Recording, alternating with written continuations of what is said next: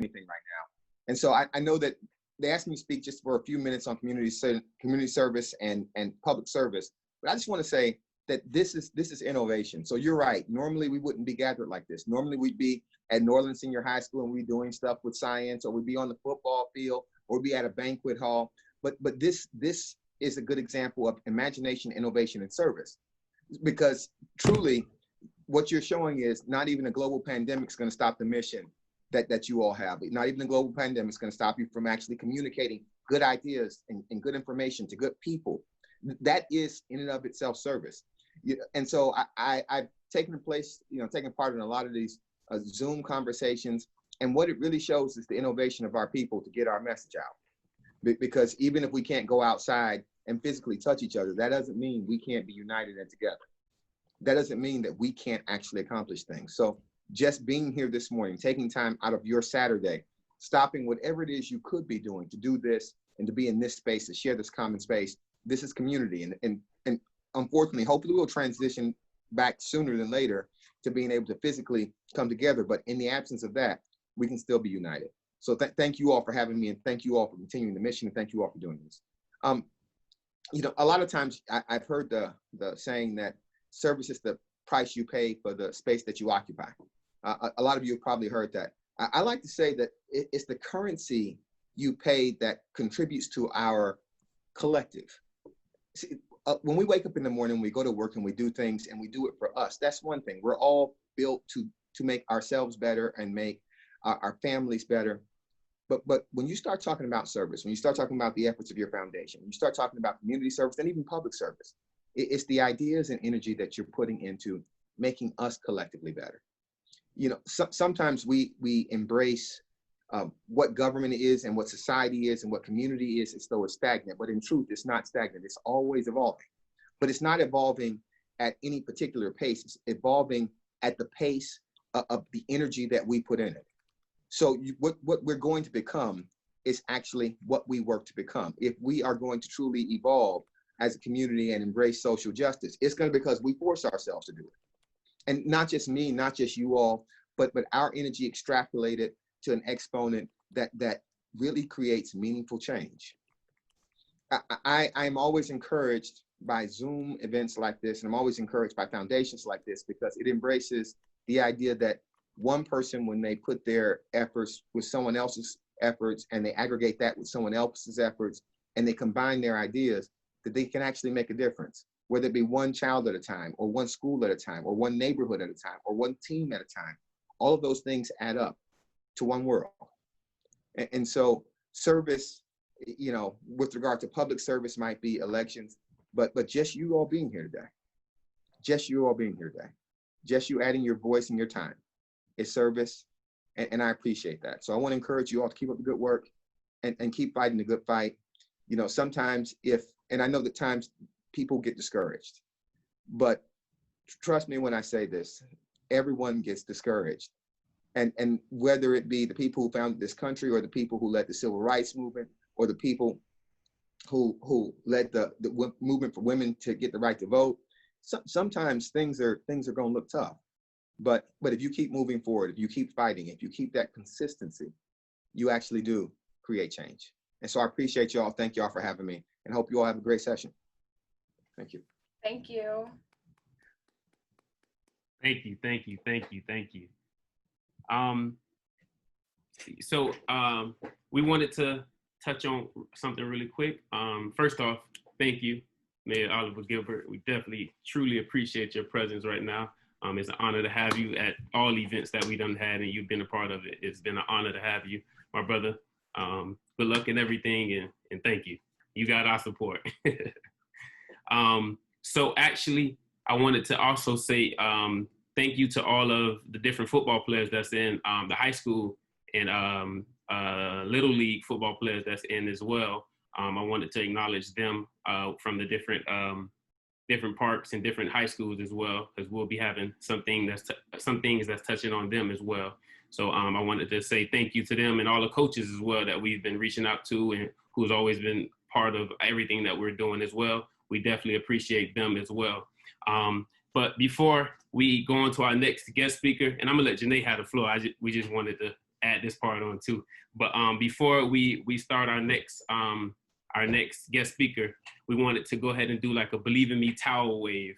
So if anyone was able to tune into yesterday where we did our drive-by, if you was able to stop by and pick up a towel, please put it in the camera real quick. We're going to just do a Believe in Me towel wave. If you don't have a Believe in Me towel, go get a towel at the house. Most of y'all are at your homes, go get a towel. Get a towel or I don't know, whatever you have, a shirt, whatever you have. Because also this thing is being recorded too. So we just for our records of everything, but just to kind of create some involvement with everybody and some interaction, we're gonna go ahead and do a little Believe in Me towel wave. So I'm gonna put this on. All right, so we can see everybody. Oh, I see everybody. Okay. I done spread it up the thing a little bit. I'm gonna give y'all a second to get a little towel. All right, y'all get a little towel for me. Again, this is all being recorded, so we appreciate everybody as well. And if y'all don't have your cameras on, y'all can turn them on just for 2 seconds if you don't mind. Just give us a little towel wave. What time is it? All right, you want to do a countdown, Alexis? Yeah. All right, y'all ready? Let's make sure everybody ready first. Everybody ready? I can Give me see about most of y'all. 5 more seconds. I need 5 more seconds. All right. All right. So let's go ahead and do it. We're doing 5, 4, 3, 2, 1. Yeah. This is the towel, by the way. This is the towel. And if y'all don't have one, please reach out to us. We still got some more towels. We're willing to give anybody and everybody a towel. All right. So go ahead. You ready? Sir. Y'all ready? 5, 4. 4, 3, 2, 1. There we go. Believe in me, baby.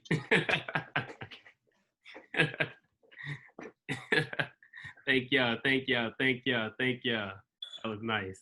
All right, Janae, it's your show. I'm quiet for the rest of the time. Hey, believe in me.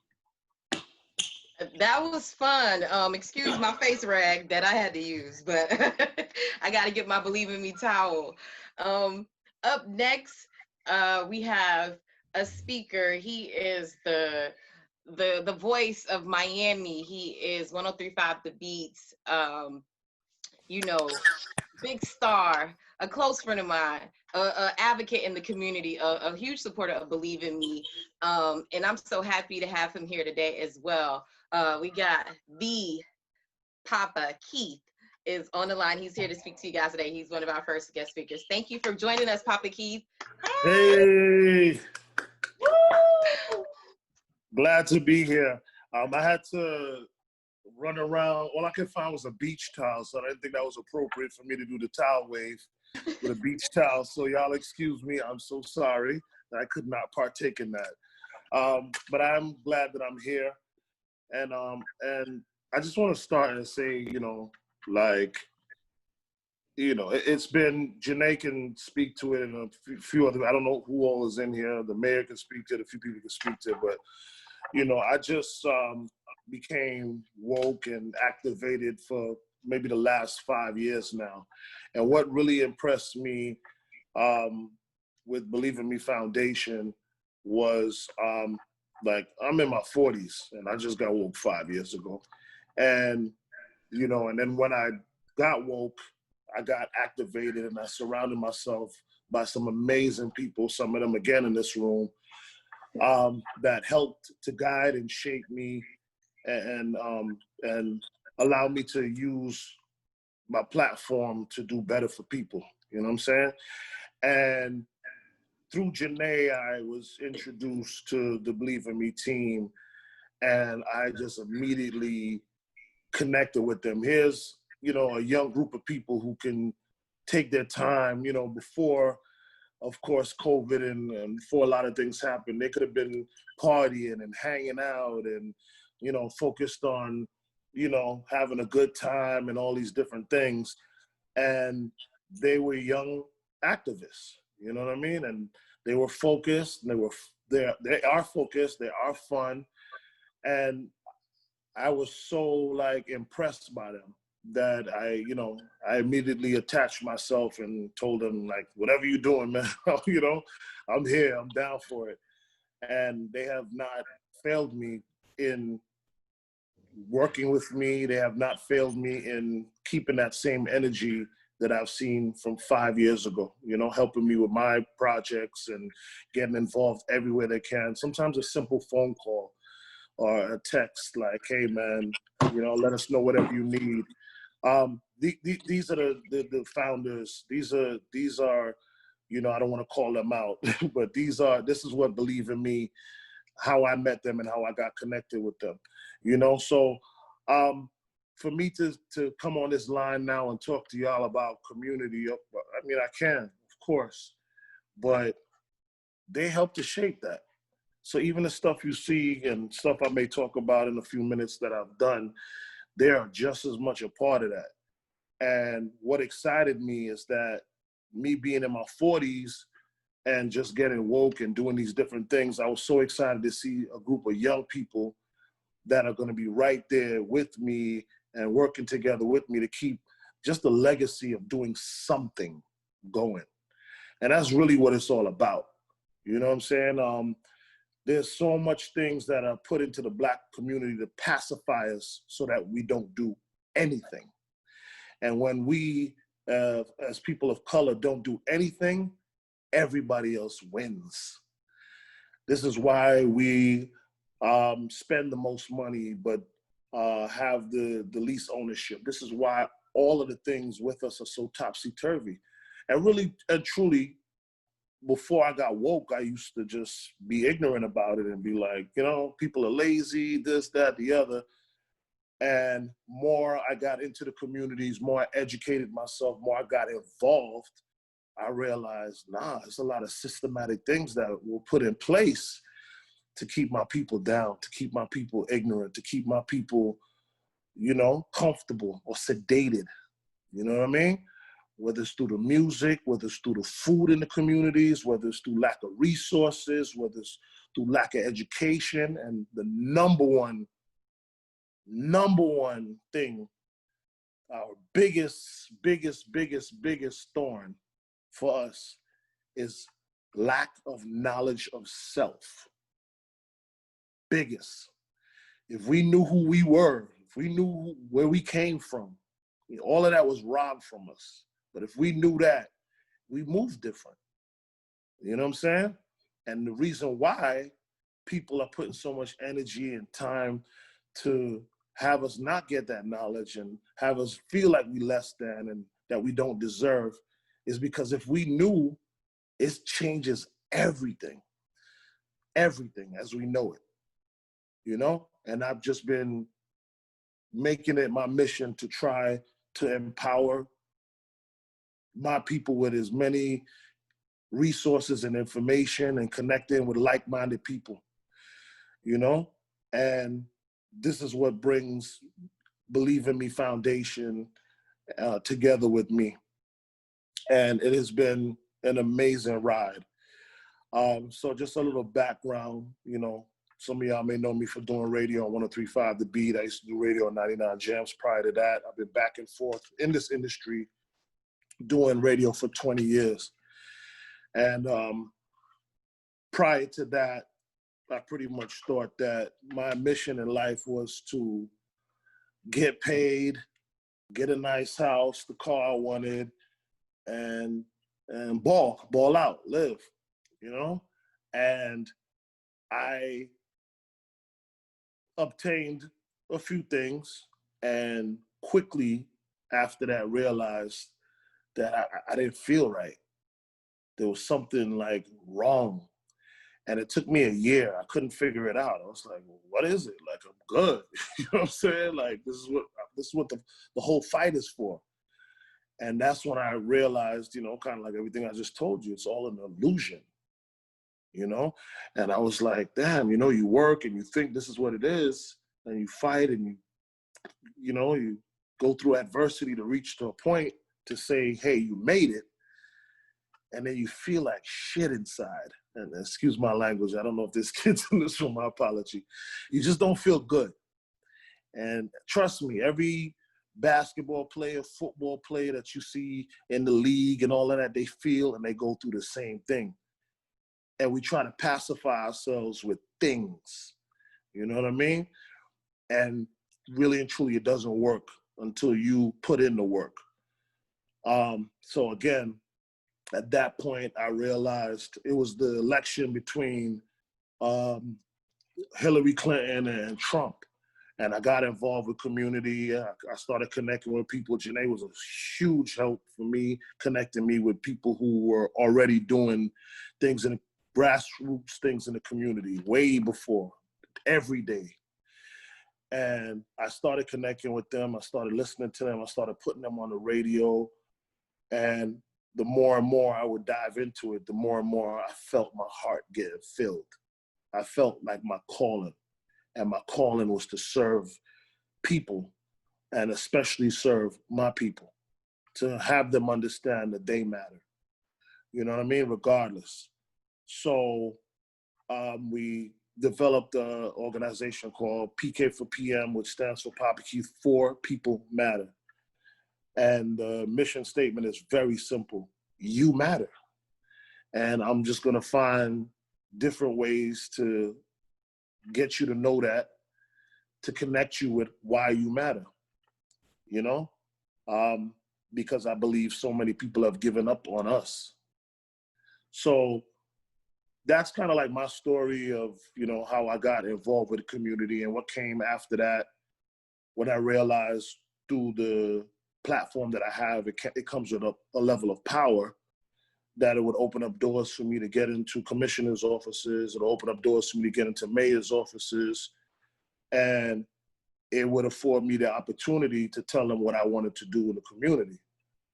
And I stood around and watched so many different organizations, none that I'll name this afternoon, that were taking money and pretending or doing things for like all the wrong reasons and not really putting in the work and not really doing anything consistent.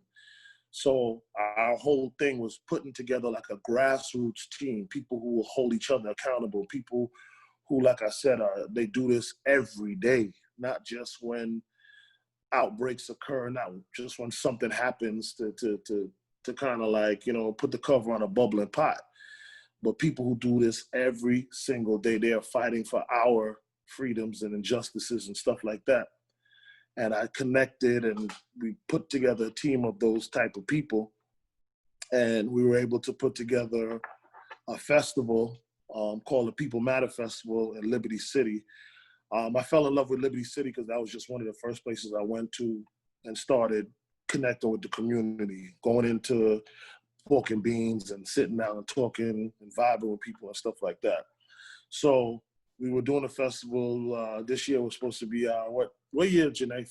Fourth year? I think it's our fourth year this year. Yeah, our fourth year. Yeah, and due to COVID, literally 2 weeks before the event, we had to, you know, cancel it. And outside of that, we've done events called pop-ups where we knew that the festival wasn't enough. The festival would just serve as like a big grand old 1 year gathering. But we knew that wasn't enough. So we would do monthly pop-ups where we go deeper into communities. And I remember Janae and I were talking, we would talk to the commissioners and officials and we were like, no, we want the worst neighborhood park you can find. And that's where we want to be.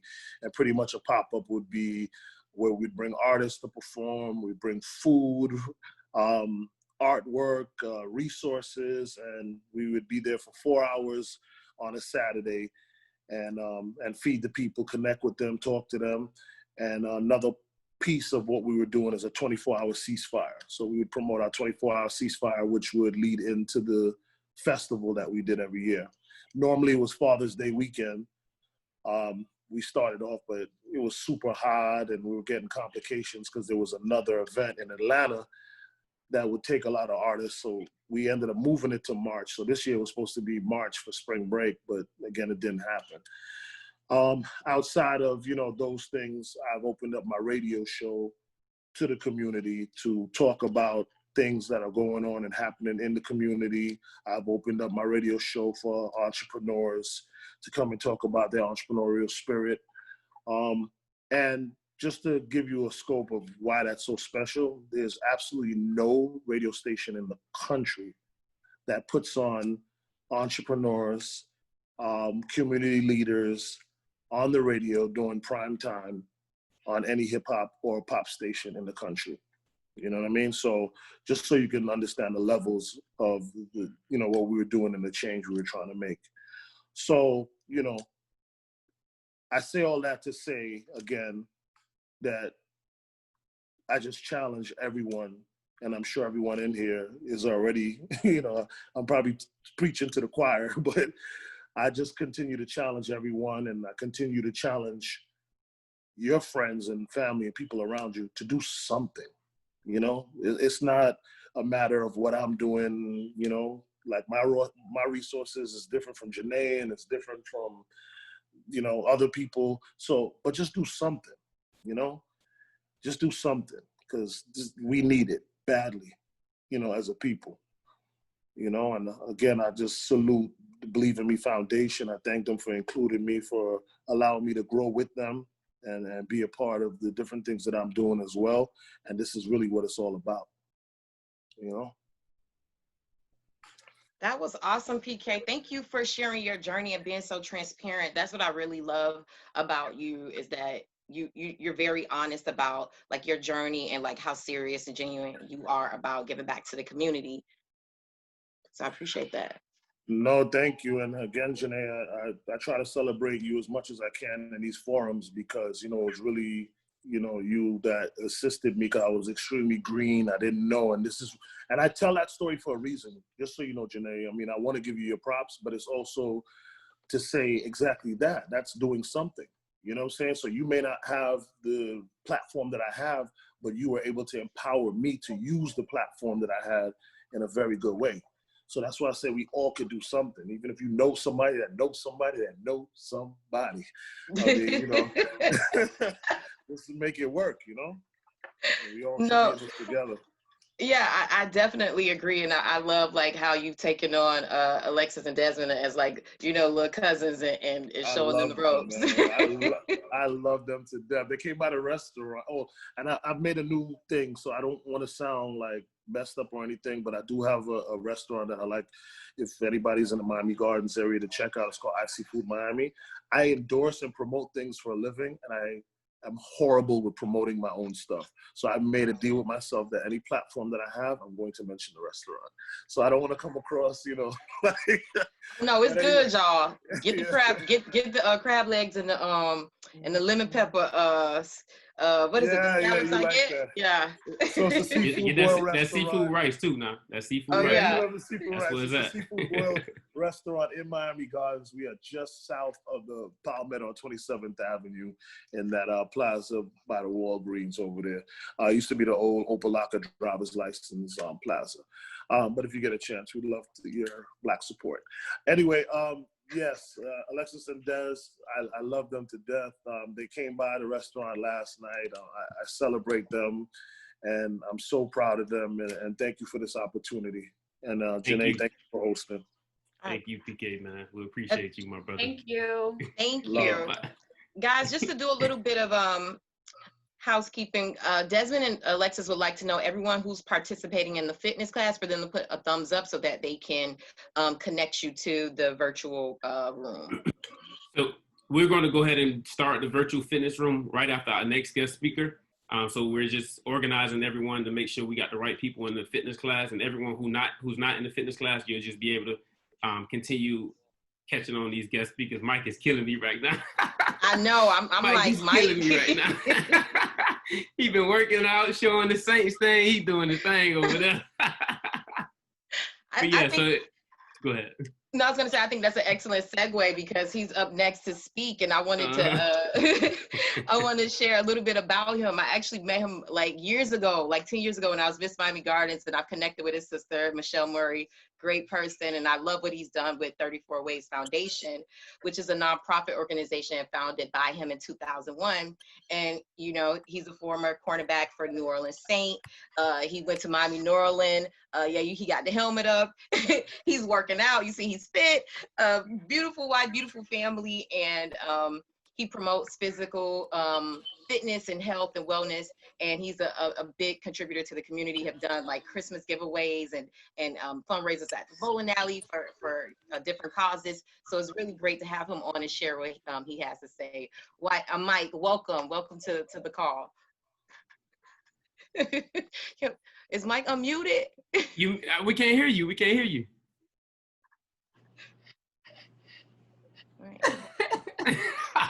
Mike, we don't know what's going on, Mike. Let me that intro was coming in so strong. Right. Let me take you off mute again. Hold on 1 second. Let me try it again. Hey, y'all know how these Zooms go. We gonna be patient. We get it.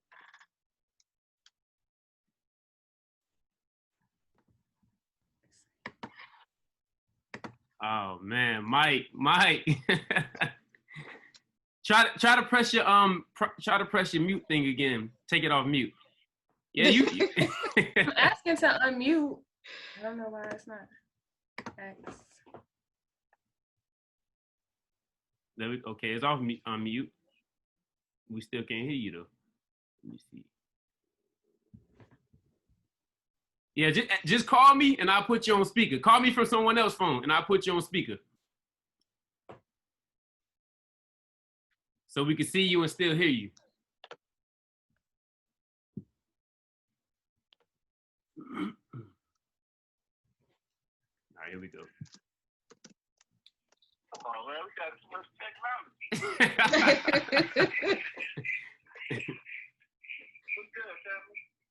Can y'all hear him? Thumbs up. Okay. They can hear you. They can hear you.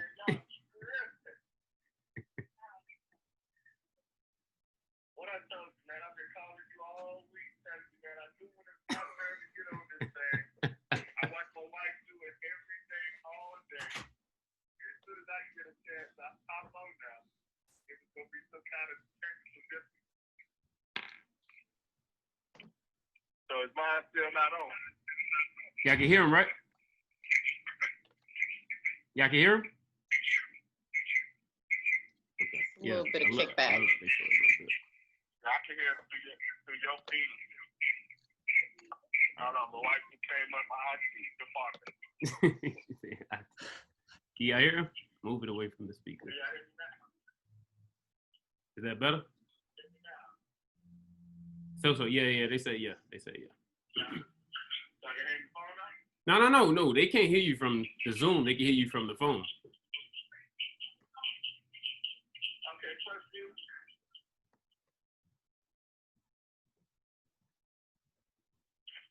Try having them leave and come back in. Say it again. Try having them leave and come back in. Yeah, that may work. Okay, yeah. All right, so in the meantime, that's fine. We can do that. Yeah, try to log out and then come back in. All right, there we go. We'll apologize, everybody. Hey, y'all know it's gonna be technical difficulties and any and everything. But so far it's been going pretty good. I'm still on that. Yeah, so far we've been going pretty good. We still got a lot more guest speakers, athletes that's gonna be coming to you guys. So just sit tight with us. Yeah. Desmond and Alexis, while we wait for Mike to come back on, for some of us who don't know Alkino, can you guys tell us a little bit about him, his personality? Like, I never got a chance to meet him, but I know about him through your foundation. So can you guys tell us a little bit about him?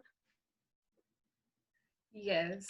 A lot of people on the call know him personally, but he was a great person. He was funny, always cracking jokes, always wanted to rank.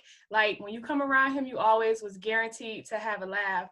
And one of the stories that I like to share with everyone is how when I first went to USF, because I never planned on going there, but when I first went there, before I got there, he would write me and say, when you coming up, just let me know when you get here. You know, when you get here, you're going to be good.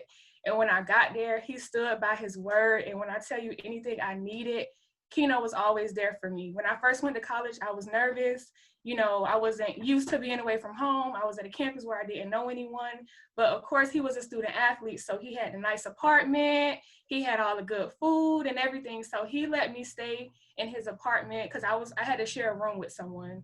And I went and I stayed in his room for a week, and he slept on the couch. Whatever I needed, food, snacks, anything I needed, he was there and gave it to me. And another funny story that I like to share is they have something at USF called the black carpet, which is where everyone hung out before class, during class, all of that. And all the football players would be there. And I like to avoid those kind of situations. So I was walking in and I seen a group of people, and I was like, all right, let me try to go this way. And Keno called me and he was like, come here. And I was like, what?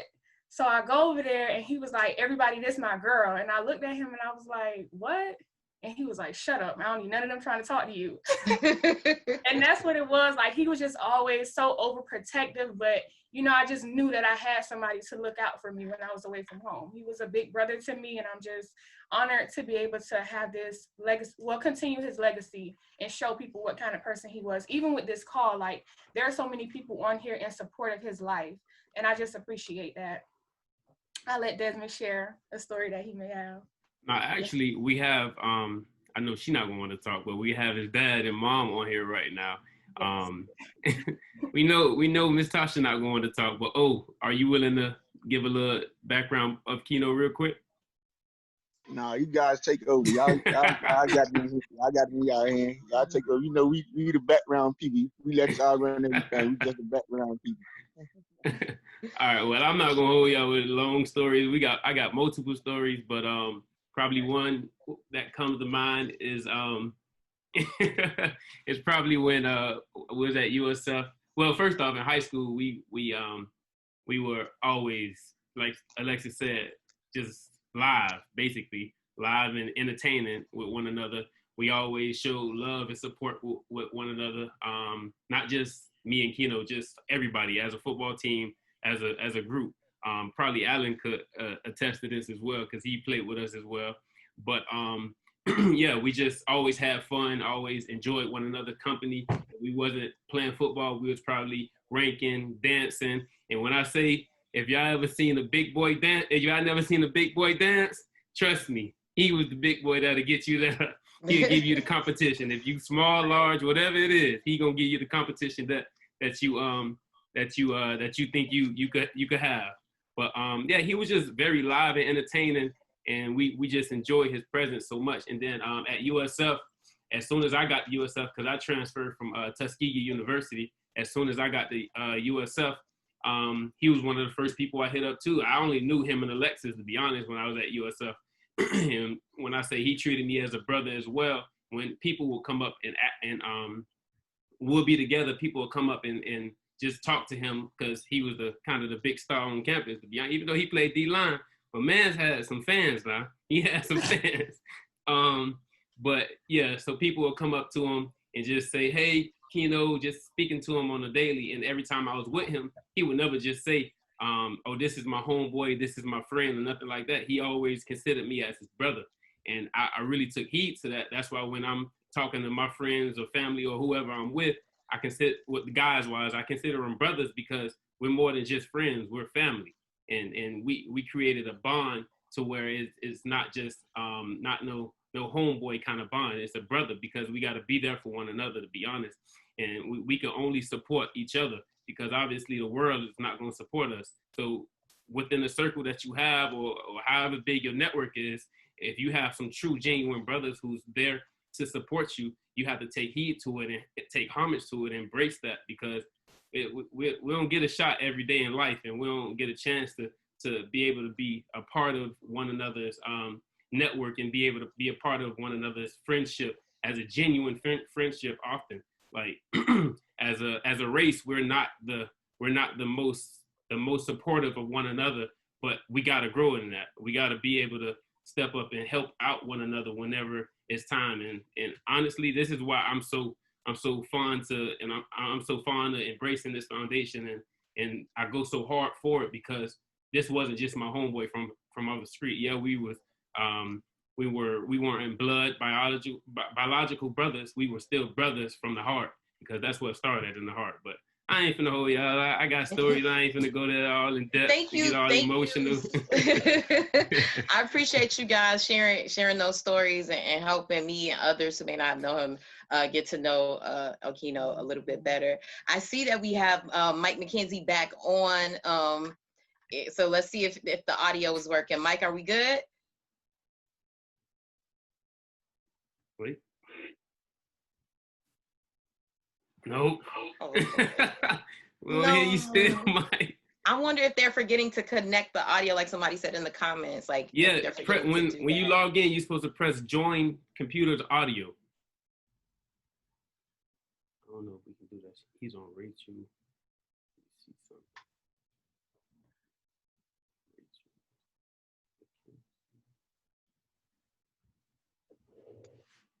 Hey, Mike, give us a testing 1, 2. Let's see if something happened.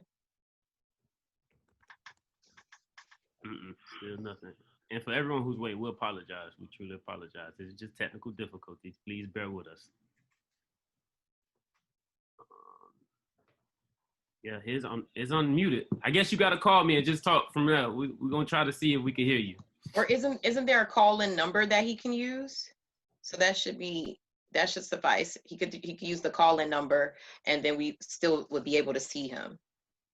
Let me see real quick. That's a little above my pay grade, but we're gonna try this out. see if it should be like in the Zoom instructions, like the call-in number. Video. Oh, right here. Okay, telephone. Video so dial from US. To see if he could use that.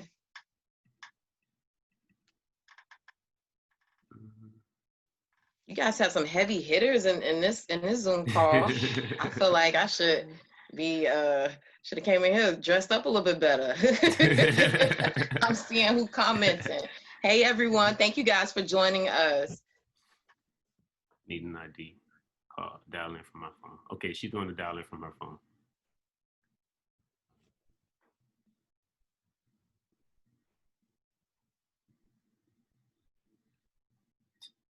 Top left volume button. Someone said top left volume button. Let me try to.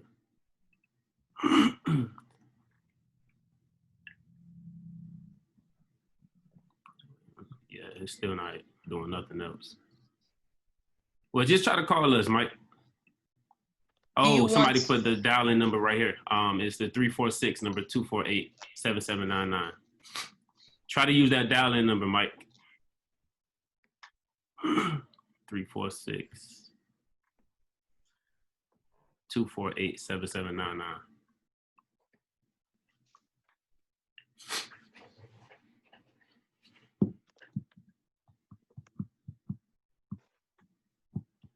All right, so let's try to keep going, and then as soon as Mike do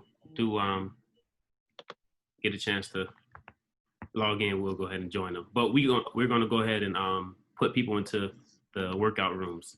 So from the list that we have, we're gonna go ahead and switch out into the breakout room for the fitness camp. Introduction of our ICANN fitness instructor. Lex, go ahead and introduce them real quick. On here, Mr. Adrian, there he is, Adrian Daly. So I don't know if you guys, if many of you came to last year's camp, we did offer a free fitness and self-defense class, which was hosted by ICANN Fitness. They're very popular in the Miami community. And they just added, which was perfect, a virtual version of their courses. So we're just gonna introduce Adrian. He's gonna get y'all hyped up today and get your blood rushing and heart rate up. I had to change my name to be a little bit more professional for the meeting. Normally the name on the screen is Let's Go Beast Mode. So we're gonna get the heart rate up. We're gonna sweat a little bit. They only gave me 20 minutes, so it's all gas, no brakes. That was actually the name of one of our workouts this morning, all gas and no brakes. So that's what we got. We got all gas, no brakes. I'm gonna change you over right now. All right, cool. Everybody click the screen so you can stay on the regular call, and then we'll go ahead and continue.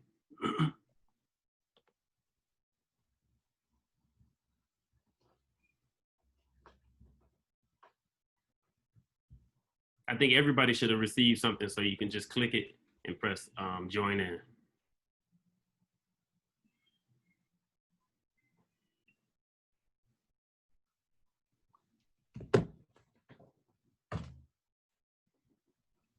see.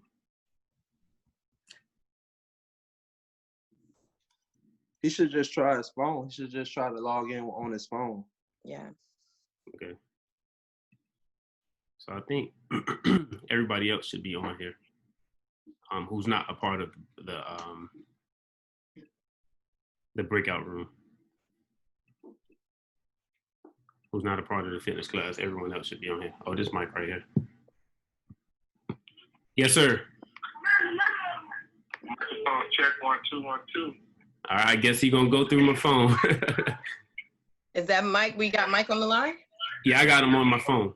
Okay. Microphone check 1 2 1 2. You live, my brother. You live. Hey, Des, you have to turn down your speaker as well, so it won't be steady. All right, how we doing? Yeah, we good. You all on. I pinned your video up so you can stay on. Okay, well, shoot, man, I apologize for the technical difficulties that we're having over here. I'm over here in the B Aura, and I told my guy, man, I was thinking about this all week. I was just like, man, I don't have much experience with this Zoom, and I wanted some practice runs. We talked about the practice runs, and yet still, nevertheless, I had to take but nevertheless, like around the corner. I'm going to tell you guys a little bit about myself. You guys are doing a phenomenal job. I appreciate you guys having me on. Meeting the local guys and understanding the importance. I'm someone that's raised by the community. You have to get my little boy in the background for Saturday, Sunday. That is around the whole house. So what I'm really going to do today was about just determination and having focus and being able to set goals for yourself, whether it's personally or professionally.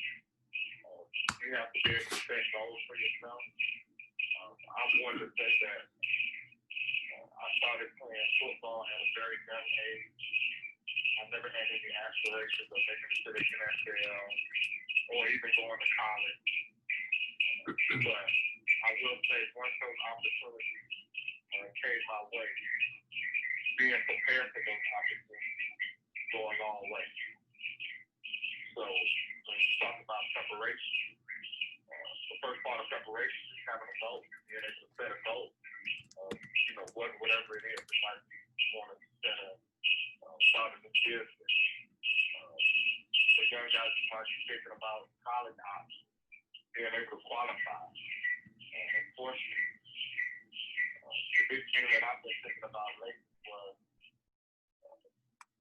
what would my life be like if I never had an opportunity to play any kind of sport. A lot of times you have a lot of kids in the inner city that think they only can make it out by way of sports or entertainment. And I think we're living in a time now where we have to challenge our community leaders, our coaches, to make sure young people understand that it's more to life than entertainment. It's more to life than just being a student athlete. And I think the social causes that we're seeing around our country is something that we all can get behind. The big thing for me going on today was I've always told my community if there's anything that I could do, if there's any way that I could participate, pick up the phone and just call me. So, I didn't want to spend a lot of time talking about myself personally. I have tons of trials that I can speak to. I'm someone that took the SAT over 15 times and still went to school late. So that speaks to the fact of having determination. But then it also speaks to the fact that I wasn't prepared. The fact that I wasn't prepared, it took me so long to qualify for college. But nevertheless, because of the determination and the focus to keep going on to the next level, I was able to achieve that. And so really my whole mission, my way of me starting the 34 Ways Foundation was to have opportunities to teach, reach, and educate you. Times are totally different now. When I came up as a youngster, we had pagers back in the day. We didn't have cell phones. And I'm the first to tell you that if we had cell phones, chances are for the amount of video that's being took around the country for injustices, I know the outlook of my people would have been totally different. Because as young people, we ran, wild gardens with no remorse for anything outside of, wanting to enjoy ourselves and have a good time.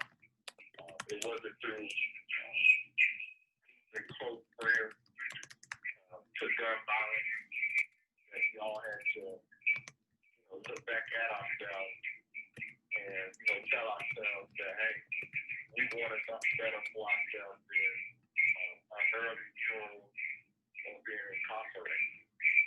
And so the big thing with 34 Ways Foundation, it's just all about outreach. It's all about supporting community organizations that are doing positive things. It's about challenging young people to get involved in community. It's not just about sports. And education beyond the classroom is the thing that I think we need to focus the most on. It's the life skills. It's being able to react properly in certain circumstances that ultimately makes the difference between life and death a lot of times. One false move, one word out of sentence that offends someone, especially if it's an officer, to be your last day on earth. So I challenge everyone to just take the time to think about the things that's really important to you. I know for me, my religion, my God, my family, and my community, those are the things that's important to me. And keeping God first, understanding the importance of my family, helps me continue to stay involved with the community. Because I know without the community, without all those coaches that volunteered their time out there at Scott Park Optimist, where I won my first Super Bowl back in '86. I'm showing my age right there, but back in '86 at Scott Park was done directly there. And just having an opportunity to go on to high school and have an opportunity to go on to college meant a lot because obviously with that going on, I had an opportunity to be drafted into the NFL. I'm fortunate enough to have an 11-year NFL career. Ended with a Super Bowl championship in my hometown of Miami, Florida. And still to this day, I continue to support efforts of the NFL alumni, the Northern alumni, and anything that's Miami Garden. It doesn't matter where I'm at in the country. If I have an opportunity to support someone, especially from my hometown and my community, it means the world to me. So once again, man, I appreciate you guys for believing in this foundation. That you have to be on and having an opportunity to shed some light on my personal journey. Which I said, taking 15 time to take to the SAT before I crossed that line. And had an opportunity to travel the world because of being a student athlete. And so being a student athlete provides a lot of life lessons, regardless of where you're at on the depth chart. The life lessons that you learn by participating in team sport is something that you should forever hold on to and use as a great tool in life. So, I'm going to stay on the call. If anyone has any questions or anything for me, don't hesitate. Feel free to pass my number or to text me that you can tell me. our website is www.34waysfoundation.com, and you can go on to find out about more events. And naturally, with the COVID-19 being there, we're all finding creative ways to engage, and that's why I'm truly thankful to have the opportunity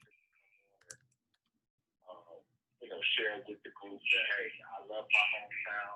I'm not sure if everybody in Florida, but I just so happen I'm in Louisiana. I'm over here in Baton Rouge in the booth, as you share over here on this side. And I'm just honored to be on, man. So I want to encourage everyone to stay focused, be determined, and have positive intent, because at the end of the day, with faith, anything is possible. All things are possible. All right.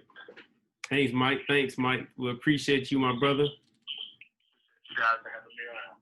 Not a problem. Not a problem. Good job. All right, Janae, go ahead. Take off. Thank you again, Mike, for sharing your story and being here with us. We really appreciate it. Are we still in the virtual breakout rooms, or because that's we're in the fitness rooms. They're doing the fitness part right now, and we're just everyone who's in this one is just for the speaking and everything, and all the different athletes and everything. Okay. All right. So next on our agenda is we're going to be speaking with Marquez Valdez Scantley. Sorry if I butchered your last name, but Scantley. Sorry about that. Marquez Valdez Scantley.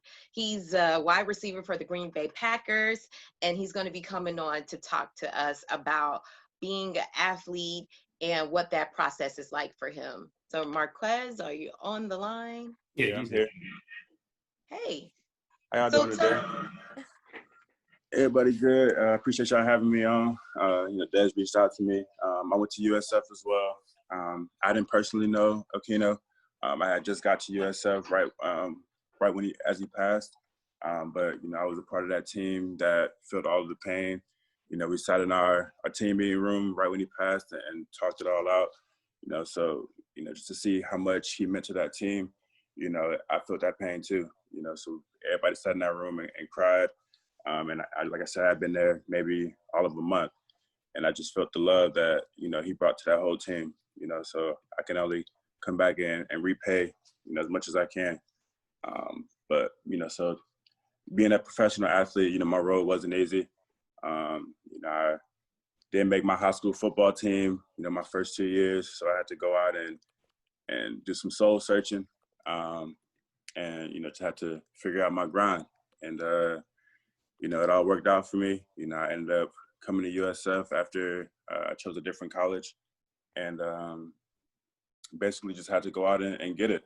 I had to become self-motivated and find different ways to, be great. I had to turn out a lot of opportunities to hang out with friends and miss out on a lot of stuff in college. So because I had bigger goals, and that's kind of what my thing was. I didn't have a lot of friends throughout this journey because of me having to.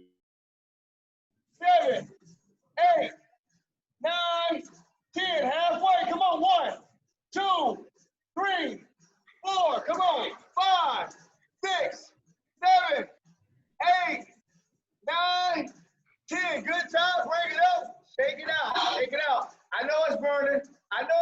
You got it. So now we're gonna work a little upper body. All right. So Octavian, today we got the legs. Now I gotta get your upper body. All right. So what I want you to do, if you have to, you can break. And being myself, never fake it for nobody, no matter what the circumstance is. That's awesome. Thank you so much for sharing your story. And I know that had to be, really challenging to, lose a teammate and go through that and still, make it through and be, a champion. And I think that's a testament, to your work ethic. And, I feel like that's what's in athletes. Like they strive and they push through no matter what. So that's really cool. And thank you again, Marquez, for sharing your story. Anytime. Awesome. So moving right along. You're welcome. Moving right along, I want to introduce Brian Malcolm, career development specialist. He's going to be talking to us about that process and what, steps an athlete should take in their career. Brian, are you? Yes, I'm here. Can y'all hear me? Oh, hey, Brian, there you are in the middle of the screen. All right, good. So I won't take up too much time. So thank you all for having me as well. Excited to be a part of this team and this community. So I didn't know Keno personally either, but I support the cause either way because he's a brother of my brother, and so he's family. So I was born and raised right here. Well, not right here, but I was born and raised in Liberty City in Miami. Lived everywhere from as far as South Miami, as far north as Orlando right now. So born and raised in South Florida. Attended Miami Norland Senior High School, where I played football there as well. And a lot of this brotherhood that kept us out of trouble and alive was developed through sports, whether it's football, track, baseball, you name it. And anybody that grows up in South Florida knows that sports becomes a way of life. And for a lot of us, it's the meal ticket out of the hood, so I think that's one of the things that ties us together, whether, at the Pee Wee level all the way to the highest level. A lot of us, use sports as a foundation for a lot of other things in life. And so, I tended to. We're gonna turn this thing into a crunch. So very similar, but now we're gonna focus on lifting the shoulder blades. We're gonna give you that side view so you can see it. So what we're gonna do here, shoulder blades up, down, up, down. We're going to 10. Let's go, Octavia. Let's go, Janae. We got this. We got this. We got this. Here we go. Let's go. Up, down, up, down. That's 2. Up, down. 3, up, down. 4, up, down. 5, up, down. 6, up, down. Up. That's 8. Up. That's 9. Up. That's 10. Send it all the way up. Good job. So now, we're going right back to the push-ups. 3 push-ups. 1 to the left, 1 to the middle, 1 to the right. We're going to do that 3 times. That's going to give us a grand total of 9 reps. So for this one, I want to challenge you, Miss Octavia. I'm going to see if you can come off your knees, even if it's only for 1 rep. Slow progress is better than no progress, all right? So same setup. 1 to the left, 1 to the middle, 1 to the right. We're gonna do that 3 times. Here we go, let's get ready. Start it off, going to the left. Here we go, 3, 2, 1.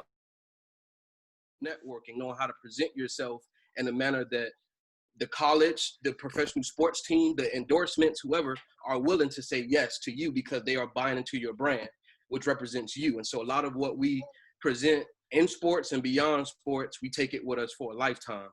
And so I would ask of anybody on this call that has any type of connection to sport whatsoever, that you use those transferable skills to help you to be successful. So, I cover everything from resumes, cover letters, LinkedIn profiles, practice interviews, professional communication with employers, networking, salary negotiation, job offer negotiation, that whole spectrum.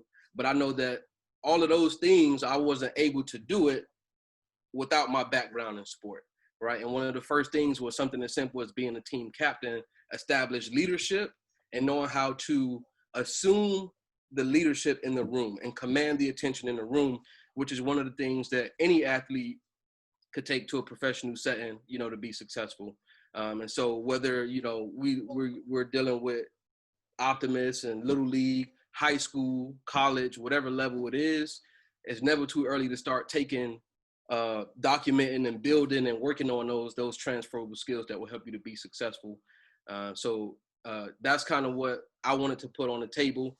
And I'm pretty sure a lot of us on the call right now are still using these same skill sets, the ability to communicate verbally and writing, whatever it may be. Our personal brand, we never stop working on that personal brand because that is what represents us when we're not in the room, or when we are in the room, that personal brand is still present. So, sports taught me how to take what we developed on and off the field and go into any room in the world and be successful. From the trap house to the White House, you should be able to take what you learned, the skills that you developed, and the community that you came from, all of those skills, the grind, the grit, the adversity that you go through, take all of that and help you use that as your platform and your tools to help you to be successful with life beyond sport. And I can guarantee you, wherever you go, you will stand out in the room. And so I'll kind of leave it there. I don't know if Des, Alexis, or Janae, if you all want to take it back, or if anybody has any questions before I jump off related to career development. I think you hit the nail on the head. I haven't reached the heights of some of these athletes in this room, but just running track in high school and college, I definitely could relate to what you're saying. Like, that go-getter attitude is definitely what pushed me in my career. And for me, I don't know about y'all, but I always hear my coach in my head no matter what I'm doing. Like, if I'm in a sales room, if I'm being a journalist going after a story, like, I hear my coach saying like go hard or go do this. So I feel like also studies have shown that athletes make really great leaders in a corporate setting, and they extend to higher levels because of that work ethic and that discipline. So it's definitely some really good transferable skills. And thank you, Brian, for breaking that down for us. Absolutely. Thank you. So we're just going to keep it moving right along. Up next, we have another great speaker, Dietrich Nicholas. He's a defensive back for the New Orleans Saints, and he's just going to be talking to us as well about being an athlete in his journey, in his career. Dietrich, I don't. Hey, yeah, I'm that here. I'm right here. there, Dietrich, Yep. 32? Yes, ma'am. Yes, ma'am. How y'all going? Just like everyone else, I'm glad to be here, and fortunate to be here as well. So, I play with Aquino as well, and like Marquise Valdez said, like, we played together as well at USF, but I did know him. I grew up watching him as well, playing in high school, Optimus as well. So he was a close guy to me.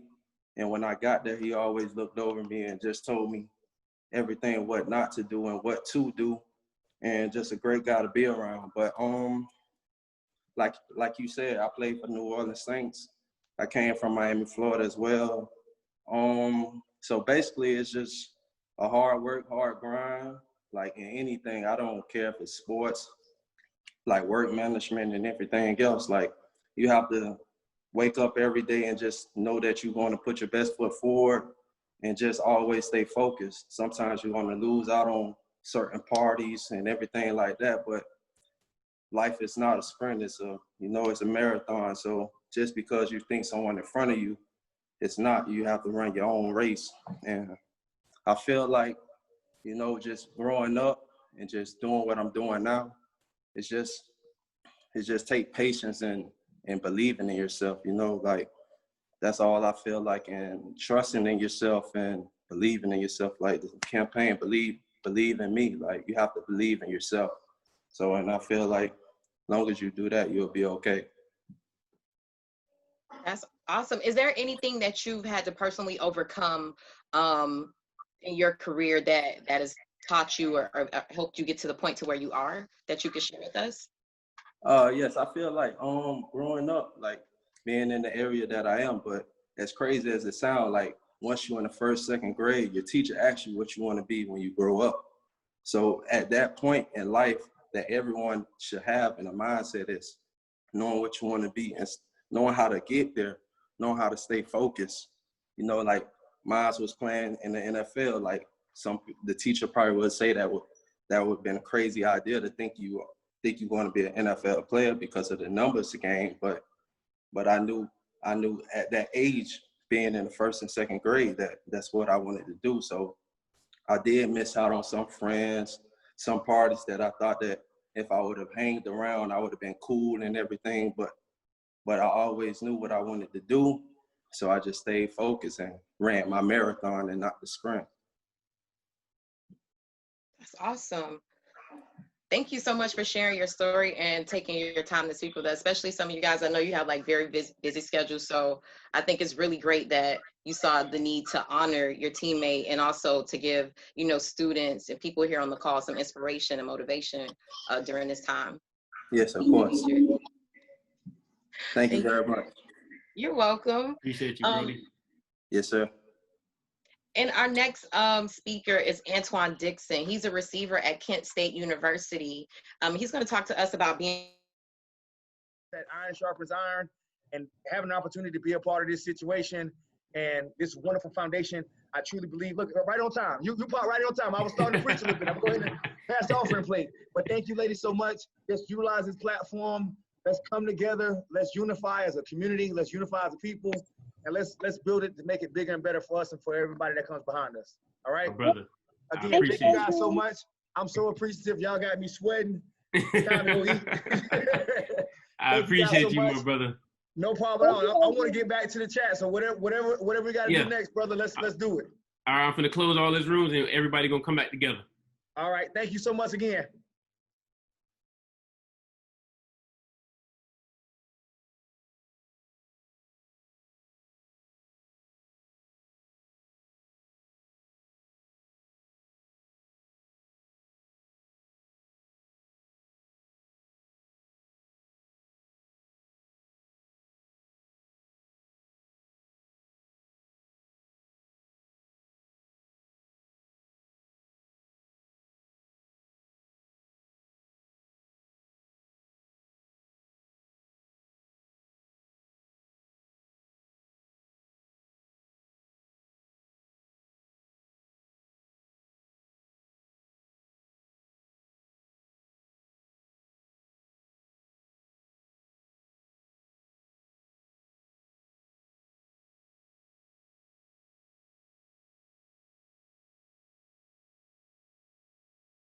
Hold on one second. We letting everyone join back in.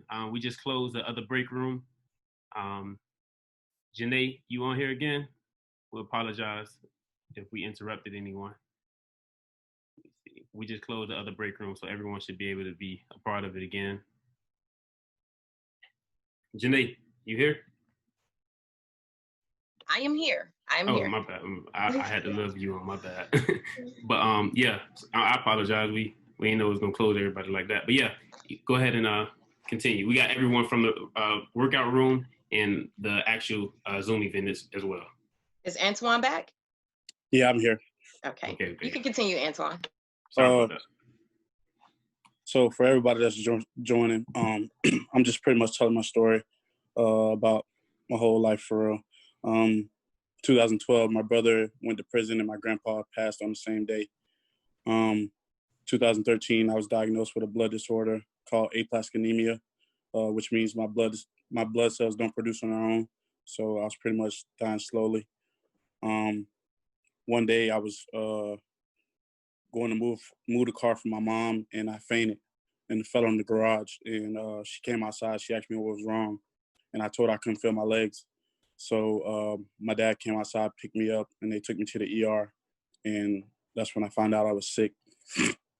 So I went through a whole bunch of stuff. Went into my senior season in 2014, and I was having to get transfusions every game, before every game. So I would have to get platelets so that I wouldn't get fatigued and get injured or get a concussion or anything.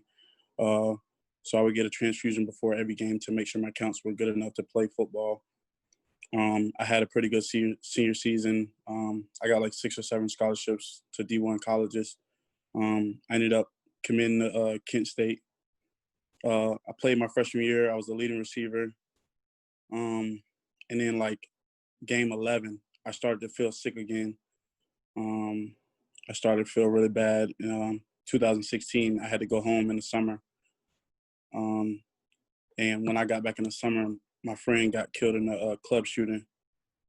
And it's just a lot of stuff hit me at the same time. 2017, I ended up getting a transplant from my dad to get a new bone marrow and start my blood counts again because my blood counts weren't working again. In the same year, 2017, like 3 months after I got released from Moffitt Cancer Center in Tampa, which is how I met Alexis. My grandma got diagnosed with lung cancer. So a lot of stuff was hitting me hard. I started to feel better. My grandma started to feel better. I went back to school in 2018, and it took me like 6 months to get cleared to play football again. I ended up playing 2018. I was named Comeback Player of the Year and was the leading receiver on my team again. 2019, I had another good season. And then in November, I found out in December because they were trying to hide it from me. My mom got diagnosed with cervical cancer. So my parents held it from me because they didn't want me to be thinking about it during the season, and they didn't want me going through a lot of stuff. 2020, this year, in January, I started seeing a psychologist for PTSD and sleep apnea from my blood disorder. So I started to feel better. Everything was going well. And then this May, I became the first person in my family to graduate from college with a bachelor's degree.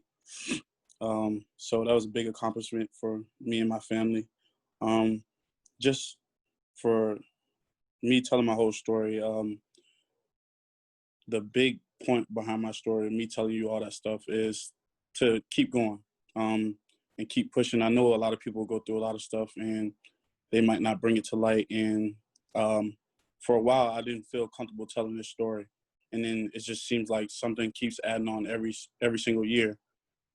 So I just felt like the more I keep building this story, whether it's good or bad, if I can tell people and keep people from doing stuff that they don't want to do, because for a while I thought about harming myself because of the situation I was going through, especially after I went through chemo in 2017. I lost my hair. It took me a lot to like get comfortable with myself with a bald head. But now I make jokes about it because you gotta have fun with life, and you can't live through your struggles. You gotta use your struggles to live through your success. So I mean, I've had a lot of blessings. I've had a lot of setbacks throughout my life, but it's not about the struggles. It's about what you do after the struggles. And I just want everybody in this call to be able to keep pushing whatever they're going through. And if you ever need somebody to talk to, I'm here. You can get my contact information. You can follow me on Instagram, whatever you want to do. But just know that somebody's always thinking about you and somebody's always here. And never give up, because there's a lot of people that care about you. And that was my big thing going through my whole process. I was sitting in the hospital room with my mom one day, and I wasn't feeling the best.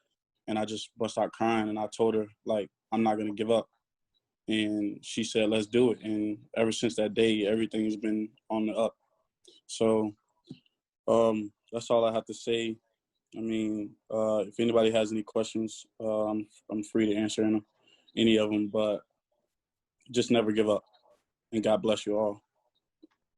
Man, I'm sorry, I gotta give you a hand clap for that. That's like a amazing story, and your perseverance is on like 1,000.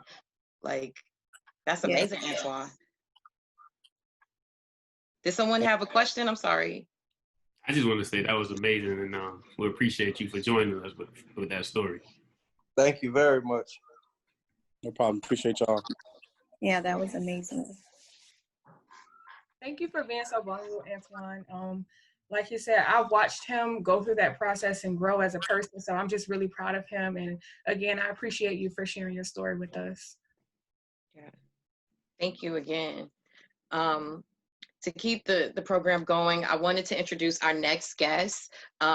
He's a Miami native, and I think it's kind of cool that he's playing for his home team. I've known him for a little minute too as well. His name is Allen Hurns. He's a wide receiver for Miami Dolphins, and he's going to tell us about his journey to becoming an athlete. And I also want to know, like, your perspective on, like, how does it feel to play for your home team in your hometown? I got you. No, so yeah, my journey, it's something I always loved doing. Since I was 4 going on 5, I was playing tackle football.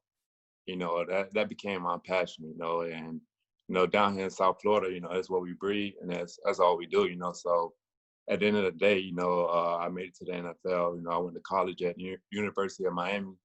I went to Carol City, and then being back down here in Miami, it means a lot for sure.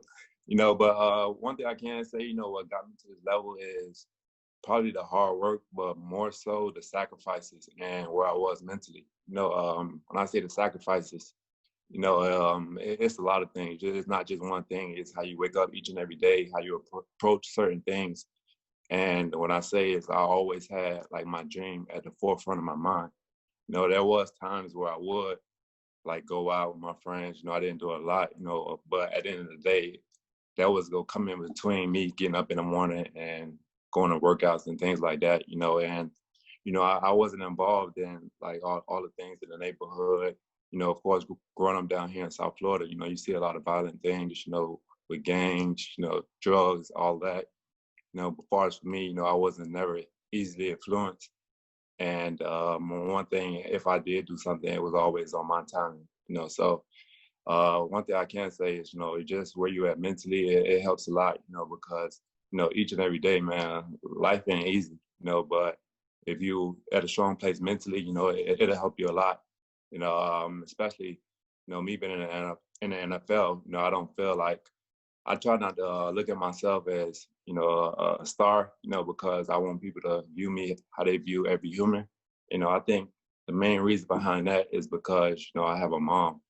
You know, she's real big on like giving in the community, and you know, so talking to these kids and things like that, you know, I always try to tell them, you know, treat me how you treat like your teacher, like these doctors, whoever it may be, you know, because we all equal. You know, yeah, you see us on TV and things like that, you know, but that ain't what life's truly about. You know, it's about, you know, having that peace, you know, being happy and things like that. And you can have that without being on TV or being an athlete and things like that. You know, so I have a foundation now. You know, with my mom, it's 88 Blessings, and we started a new thing called SOAR. You know, but you know, being an athlete, you know, you pulled in so many directions. You know, whether you want to do this, you know, people come with you with a lot of ideas and things like that. You know, but one thing I always try to like stay true to is like whatever I do, I try to make it genuine, you know, because there's going to be times where, you know, the team that you're playing for, they want you to do this, you know, but it may be something that's not genuine on your heart. And like far as my agency or like the marketing team and things like that, you know, they may have this offer for like 20,000, and I go through that for like some hours, you know, but sometimes I know it may sound crazy, you know, but I may turn it down, but I may go to something, or I may come to an event like this where it's like I'm not getting paid for it, you know. So whatever it is, you know, I just think, you know, you got to make things genuine, you know. And of course, you know, with this foundation and everything you do, like I don't look at like the feedback from it, you know. Main thing I always just try to be genuine and, you know, try to reach people genuine, because whether I'm reaching 10 people, reaching 1,000 people, 1 million people, you know, at the end of the day, you know, that's where I get my peace from, you know, just knowing that I have pure intentions on trying to help people, you know, and I feel like that goes a long way, you know, especially with everything going on nowadays, you know, with mental health and things like that. You know, I think we all got to protect our peace and happiness, you know. And so when I say everybody on this call, you know, I applaud y'all, you know, because we could be doing every other thing, you know, we want to be doing Saturday, you know, but for us being on this call is saying that, you know, we want to see change in the world, and we trying to help others, you know. And the main thing from that, you know, is I always just stay true on yourself, you know, just being who you are. You know, me being an athlete, I don't feel like I changed, you know, to this day. You know, I really don't like attention, you know, so that's why I feel like helped me a lot, you know. But when I say stay true to who you are, man, I feel like that'll go a long way, you know, because I am in a situation where, yeah, I can get whatever I want and do whatever I want, you know, but I try not to do that because, I mean, I do most things I want, you know, but as far as materialistic, I don't do that because I don't want the people around me to feel like that's what happiness is, you know. So whatever it is, you know, you just got to be genuine. And if y'all have any questions, you know, feel free to ask. Hey. Awesome story, Alan. Desmond, you have something you want to ask? Yeah, first off, appreciate you, bro. All of my athletes that's on here, Antoine, Dietrich, Marquise, Alan, man, I appreciate y'all boys for joining in. Mike McKenzie, we appreciate you as well. Before we jump into the other guest speakers that's not athletes, I wanted to go ahead and give the platform to any of the young athletes that's on here or anybody who wanted to ask any specific questions. Real quick, we don't got a lot of time, but real quick, if y'all wanted feel to free to ask anything. Ask any questions to them since we have them right here on.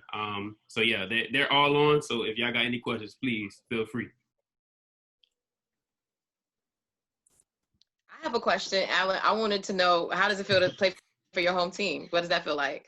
Man, it's great. It's great for real. You know, I just want, so coming out, because, you know, I went to college here. You know, coming out, I was like, man, I do not want to go to Miami. Like, I've been in Miami my whole life. You know, I wanted to experience something new.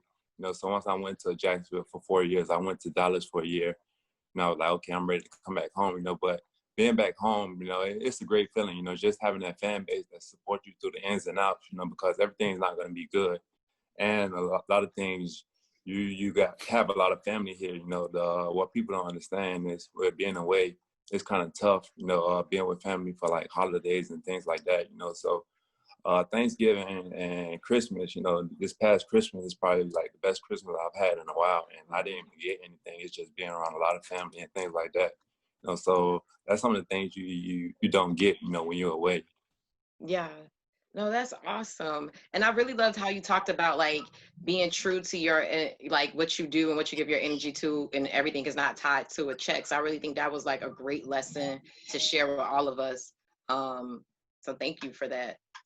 Nah, no problem. Yeah, you just gotta stay true. Appreciate you, know what Brody. I'm saying? Octavia, you have a question? Yes, I have a question for you, Alan. First, thanks for being on, and all the athletes and everyone that's on today. Thank you all for being here. And I'm just blessed to be a part of this process today as well. And what I would like to know from you, Alan, you've been to other places and now you're back in Miami, and you say it's great being here with family, but is that a twofold? Because with your day-to-day responsibilities to the team and your day-to-day responsibilities being back home with the family, is it a distraction as well as a blessing to be back in Miami? No, not really.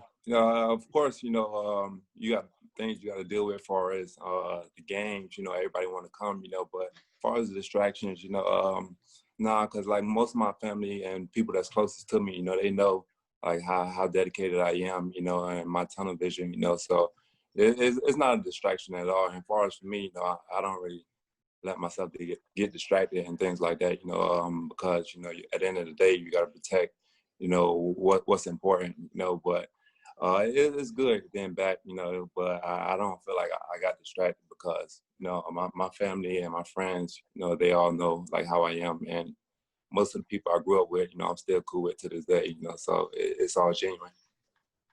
That's awesome. Someone in the comments, Uncle Ralph said, can someone elaborate on the importance of using athletics as the foundation for education? Alan or Mike or any of the athletes that's still on, you guys could chime in about that. I was gonna say, I think Brian could elaborate on that. Okay. So so coming out of high school, right? So focused fully on football, thinking that I was going to, you know, D1 to get the D1 scholarship. One of the things that helped still propel me into the college environment was having the SAT score, the ACT score, and the GPA to still compete academically. And so I would say junior year, you know, I was meeting with the CAP advisor, which is the college placement advisor, pretty much every week, you know, to the point where we knew each other on a first name basis.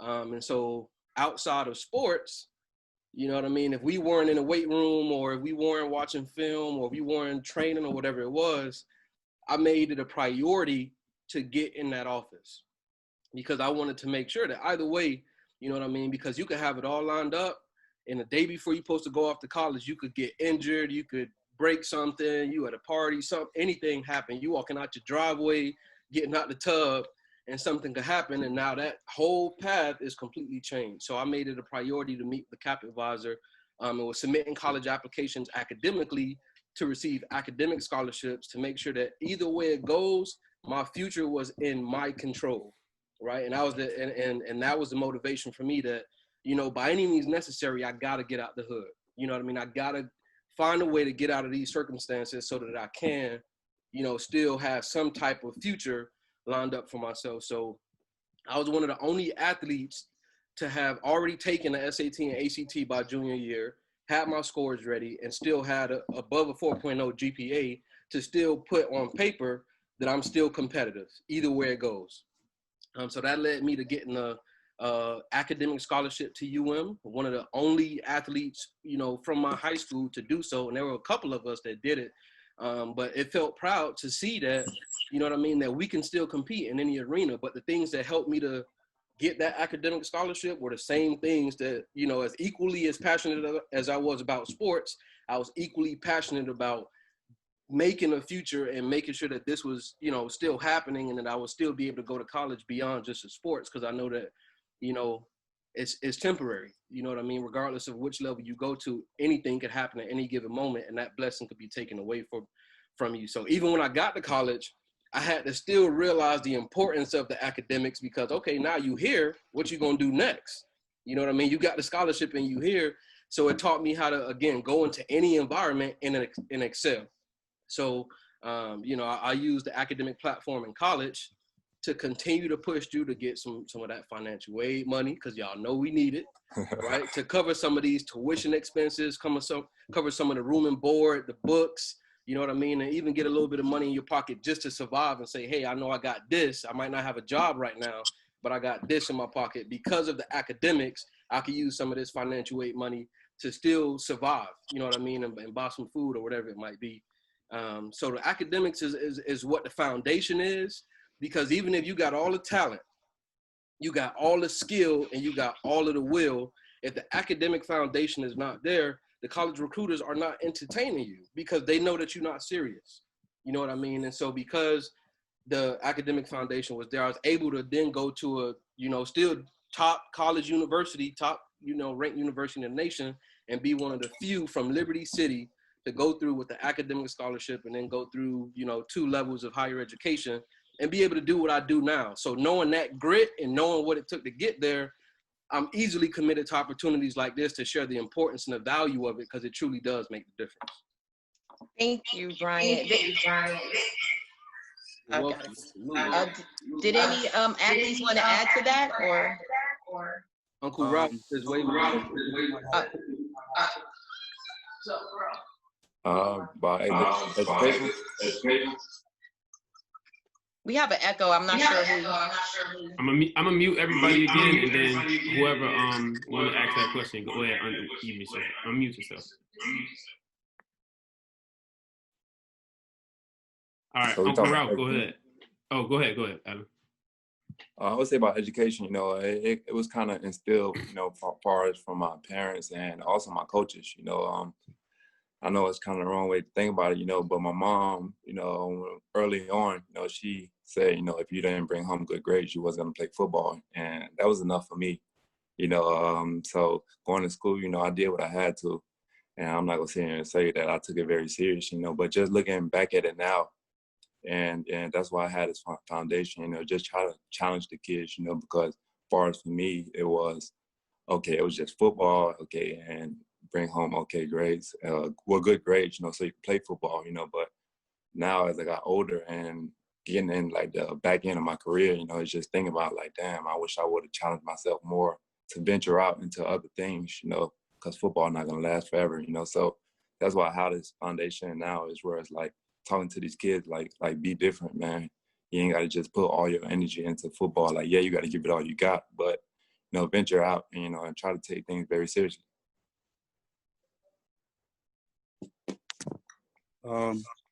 I just wanted to add onto what Alan said. My parents, I got a 78 one time. I was 10 years old.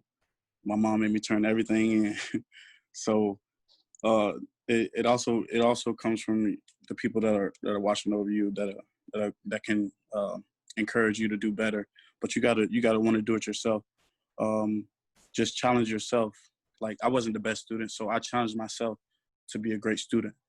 So my oldest brother and my younger brother always better in the classroom, but they never put in the effort. So just put in the effort, especially once you get to college. If you get to college and you don't pass as a student athlete, you don't want to pass, because there's going to be so many tutors, there're going to be so many teachers that are your fans, and they're going to help you out just because you're a football player. So all it is trying, and if you don't try, then you know what I'm saying, you don't want to be anything. Thank you. I wanted to give DeAndre Boykins a chance to ask their question. DeAndre? All right. Uncle Ralph, are you still there? I know you came in. You wanted to ask a question as well. Another question? Am I muted? No, you. Oh, okay. I'm like, No, I thought I wasn't here by myself. Okay. I So think they all stepped away. I think they both stepped away. It's cool. It's cool. We'll move right along. Oh, there they go. There they go. Oh, he put a you shirt put on on, your so shirt. we good. Okay.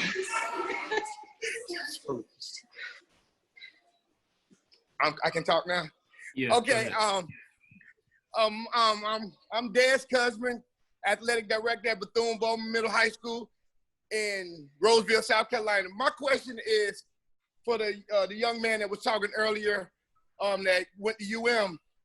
How do we get young African American brothers to follow his lead? Because sometimes he is the exception to the rule, but we need more young men to follow him to understand that. So what do you suggest we do in order to have more young men follow his lead and not just be so focused on athletics, but also that foundation in education? I would say it have to be a mixture of a lot of things.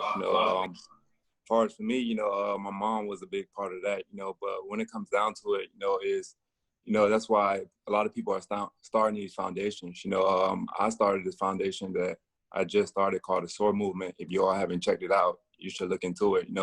It's one of those things where it's like, so we grab like 17 seniors that's going off to college, and the main thing for this is like, yeah, we send them like going off packages, but the bigger thing as far as this, we want to see the whole transition, because I know as far as for me, once I went to the NFL, there was a lot of things that I didn't know about, whether it was taxes, credit, health insurance, a lot of things like that. I feel like I was behind the 8 ball. And I feel like, especially like growing up down here in South Florida, once I went to Dallas, Texas, and I went to their high schools and things like that, I realized like some of the resources that we don't have down here. And it sucks and it's unfortunate, but that's why, I'm having these meetings, trying to raise money to do more for like public schools, because public schools, whether we know it or not, we're kind of behind the 8 ball. There's a lot of things, we don't get. And, that's why we got to try to reach out to challenge each other. But it's just growing up in the resources we grew up in, we're kind of behind the 8 ball. It's just so we got to try to have these conversations and venture other athletes like minds out, reach out to them, just to take their mind, not just by football, but giving back in the community and doing things, venture out, whether it was not just football, whether if you want to be a nurse, and I just think about the whole situation like with cops, I growing up in high school, whether it was like somebody whose dad was a cop and things like that, that wasn't cool. And just think about it now, like that wasn't right. It'd be like, oh, your dad, the police. But it's one of those situations where like we need more people who want to do the right things behind the badge. Like if that's what you want to do, be different and go do it. So it's just like we got to have more conversations and just challenge people to be different and get outside the comfort zone for real.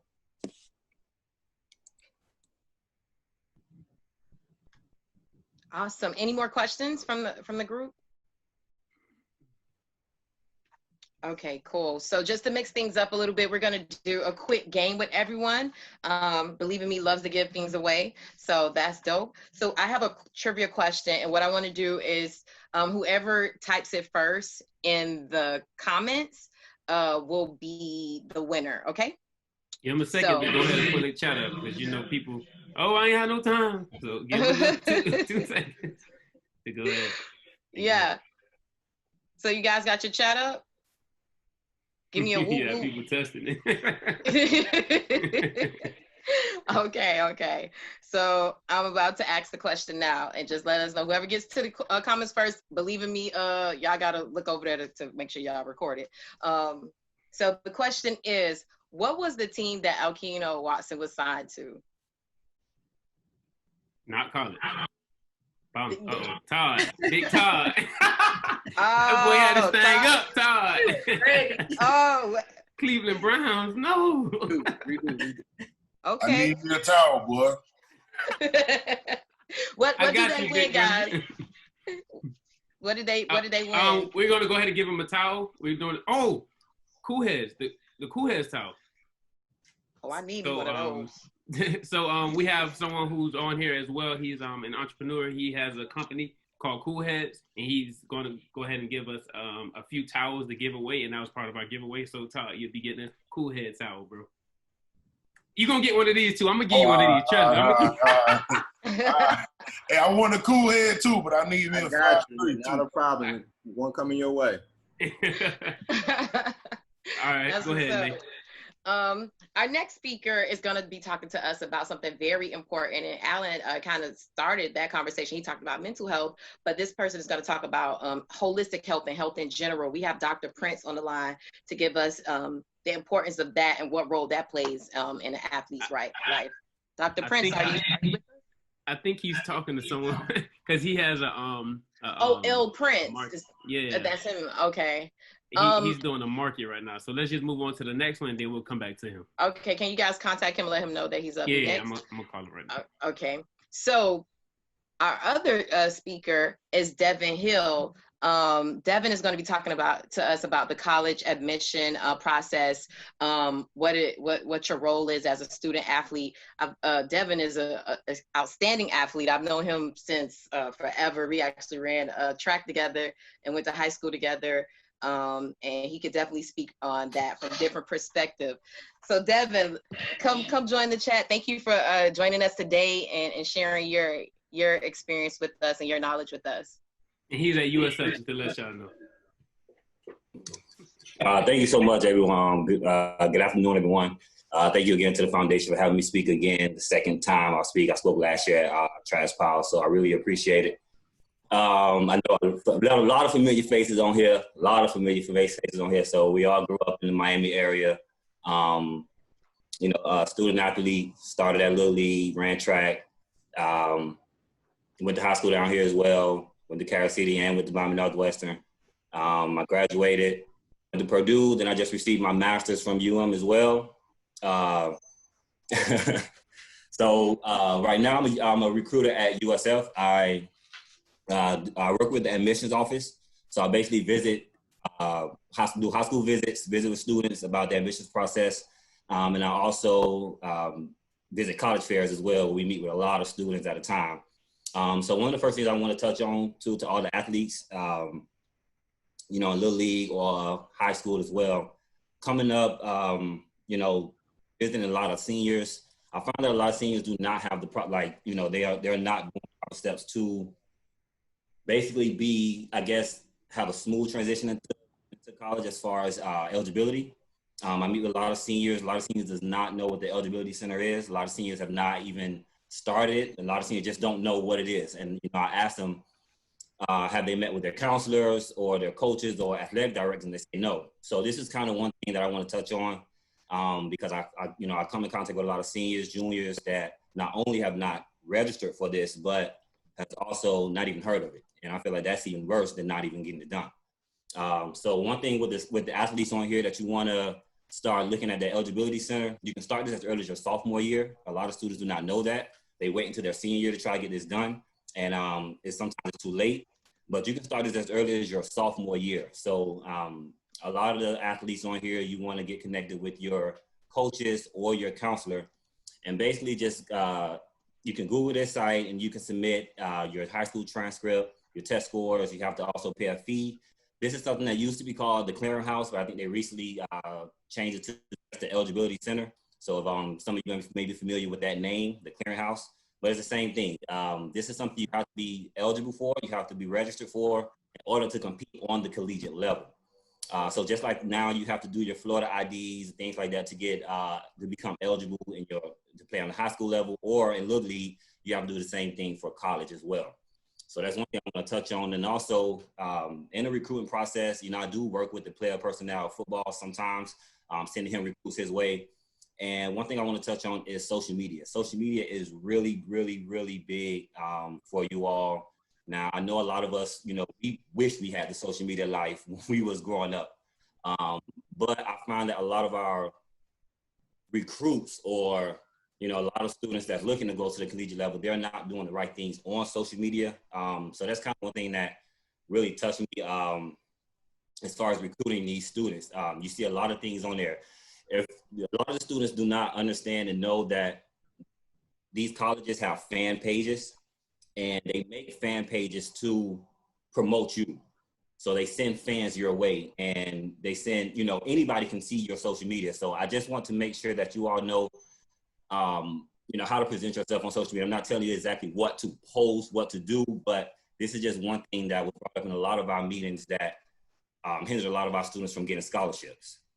So I just want to bring that to you all attention, to just watch what you do on your social media, because it's not just viewed by the people you think that's viewing it.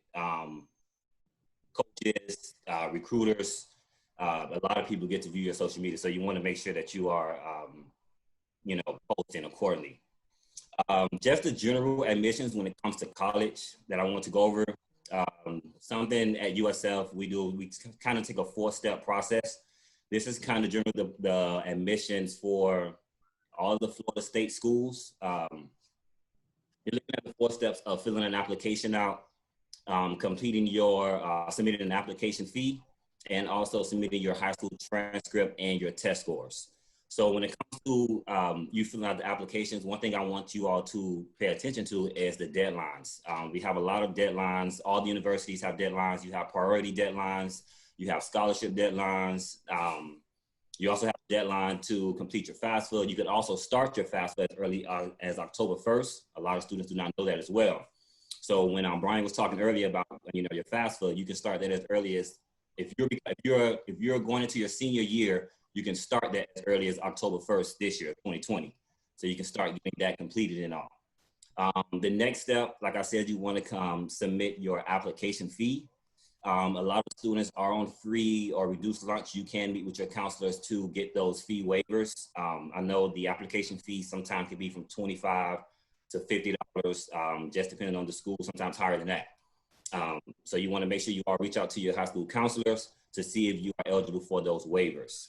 The next 2 things, like I said, I mentioned, is the high school transcript and your test scores. When you submit your high school transcript, you can also do that through your counselor as well. You want to submit an electronic copy, which will make this official, or you can submit a sealed copy, which you will have to mail in. But most universities only accept the official copy. I don't think really universities accept unofficials anymore. Just depend on the situation. And also, like I said, your test scores, you want to submit directly from College Board, which makes that official as well. You do have some universities that may require you to submit a personal essay or letters of recommendations, or your resume, but as far as like USF, we don't require that. Some other schools do not require that. You just want to check their website and see, what's going on and all of their requirements to make sure that you're on time. But like I said, one of the main important things is to keep up with those deadlines. Visit these schools. Like I said, don't wait on the college coach to try and recruit you, because you'll be waiting forever if if you're not getting recruited and you see your process is not moving. You want to take advantage. You have to sell yourself. So you want to start visiting these colleges that you're interested in without like waiting on a visit. You want to go up there, you can go up there with your mom or organization, go take college tours of all the schools in Florida. You want to take advantage of that. But like I said, my name is Devin Hill. I am the admissions recruiter. I'm a regional recruiter. So I work out of Miami-Dade. So I work only with Miami-Dade and Broward and a little of Palm Beach too, but mainly Miami-Dade and Broward schools. And if you all have any questions, I'll put my information in the chat. And then you can all reach out to me if you have any questions. Or if you have any questions right now as well about the college process or the admissions process, I'll be happy to answer those. Thank you, Devin. That was really good. Congratulations on your position. And I just wanted to know, is there a common misconception student athletes have about the admission process that you could share with us? I know I come in contact with a lot of students that just say if you're not a highly recruited athlete and you're just you have a lot of students that just sit around waiting because their friends probably just high recruit, so they're going to wait until they have coaches reach out to them instead of taking that initiative and just start applying to schools already been admitted before they are recruited. That makes the process a lot easier as well. So a lot of students that feel they're athletes, they feel they don't have to go through that process because they just feel like the coach is going to do it for them, or the athletic program is just going to drag them along and just open all those doors for them. But sometimes it's not the case with every student. Thank you for sharing. Anyone have any questions? I appreciate you, my brother. Yeah, thank you, Devin. Up next, we have Dr. Prince. Is he ready to talk? Yeah, he's all ready. Hey, Dr. Prince. He's the holistic doctor. He's going to talk to us about that process and the importance of holistic health and health in general as an athlete. Yeah. So thank you, everyone, in the Believe in Me Foundation for having me on this call. It's an honor and a pleasure. My name is Dr. Prince L. I am a doctor of traditional Chinese medicine. And a little bit about myself. Before I ever got into medicine, I too was a high school athlete, every other high school athlete. And like so many other high school athletes, I also did have my moments of adversity. I wrestled for 4 years in high school, having never ever wrestled before attending Miami Sunset. I'm originally a New Yorker. I transplanted to Miami in 1996, and I graduated from Miami Sunset. So as a non-wrestler, from my first year, went on to become a varsity athlete, placed regionals, became a state placer at the state tournaments, and got my names into the high school athletic books. My senior year, though, I did suffer a almost season-ending knee injury, which actually, affected my top 2 placement in the state tournament. So, but adversity being what it is, as many football players probably saw in the locker rooms coming out, Paul Bear Bryant said, adversity breeds champions. So, if you're not going through adversity, you never know what it means to be a champion, and champions always do more. So, I didn't let the knee injury stop me from attending the state tournament and placing, and also going on after graduation to enlist in the United States Navy for 5 years. Doing that, I was a very physical sailor. I wasn't a sailor, but I worked more so with the Marine Corps and doing construction and demolition and other things of this nature. Fast forward, here I am almost 15 years later, having, been in the military, been a high school athlete, and now, finally have gotten into where my primary passion was, which was in holistic medicine, or, more traditional cultural forms of medicine. The one thing that led me into traditional forms of medicine and not into conventional Western medicine was that traditional systems of medicine had thousands of years of evidence that supported their forms of treatment, from repairing and treating wounds on the battlefield to even today. And, a lot of football players are using acupuncture, massage therapy, plant-based nutrition as a way of rehabilitating their bodies from serious injuries. In fact, the science even shows that the body performs better with a plant-based diet. Now, I'm not trying to convert anybody from being, into a plant-based dieter. However, by adding more plant-based nutrition, superfoods into the diet, you reduce the body's inflammation. You also increase the body's ability to regenerate and repair itself and recover from injuries. So it's also another way of just reducing recovery time, so that way you can go harder for the training, so that way you can be better at your chosen sport. And over the last 10 years as a certified doctor of Chinese medicine and a massage therapist, some of the things that I've been able to help many of my clients and customers do is come back from shoulder injuries such as frozen shoulder, knee replacement surgeries, hip surgeries, and all that using acupuncture and traditional forms of medicine. At the moment, you know, if you hear any additional noise in the background, I apologize about that. I am at the Coconut Grove Farmers Market in Miami, Florida right now, which takes place every Saturday. This is considered an essential business. So, you know, if you're looking for therapeutic, nutritional, medicinal grade superfoods, you know, I hope that while I can assist in offering any kind of, you know, rehabilitative tips, suggestions, additives, services, or anything else of the sort, come down here and just enjoy the vibe. You know, like being outdoors in nature is definitely a way of keeping your immune system strong.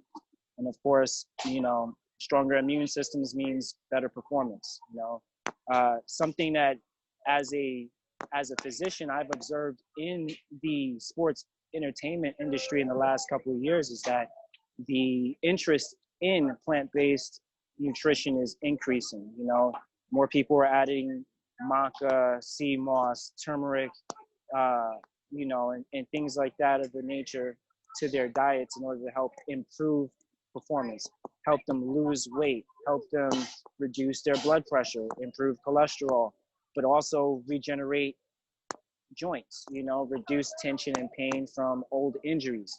Now, there being a number of football players all on the call today, you know, if ever there was a time to take and improve or reduce the inflammation or any other health, you know, affecting issue in your life, right now is the best time to do it while there's plenty of off season, or the off season is going to be going until who knows when.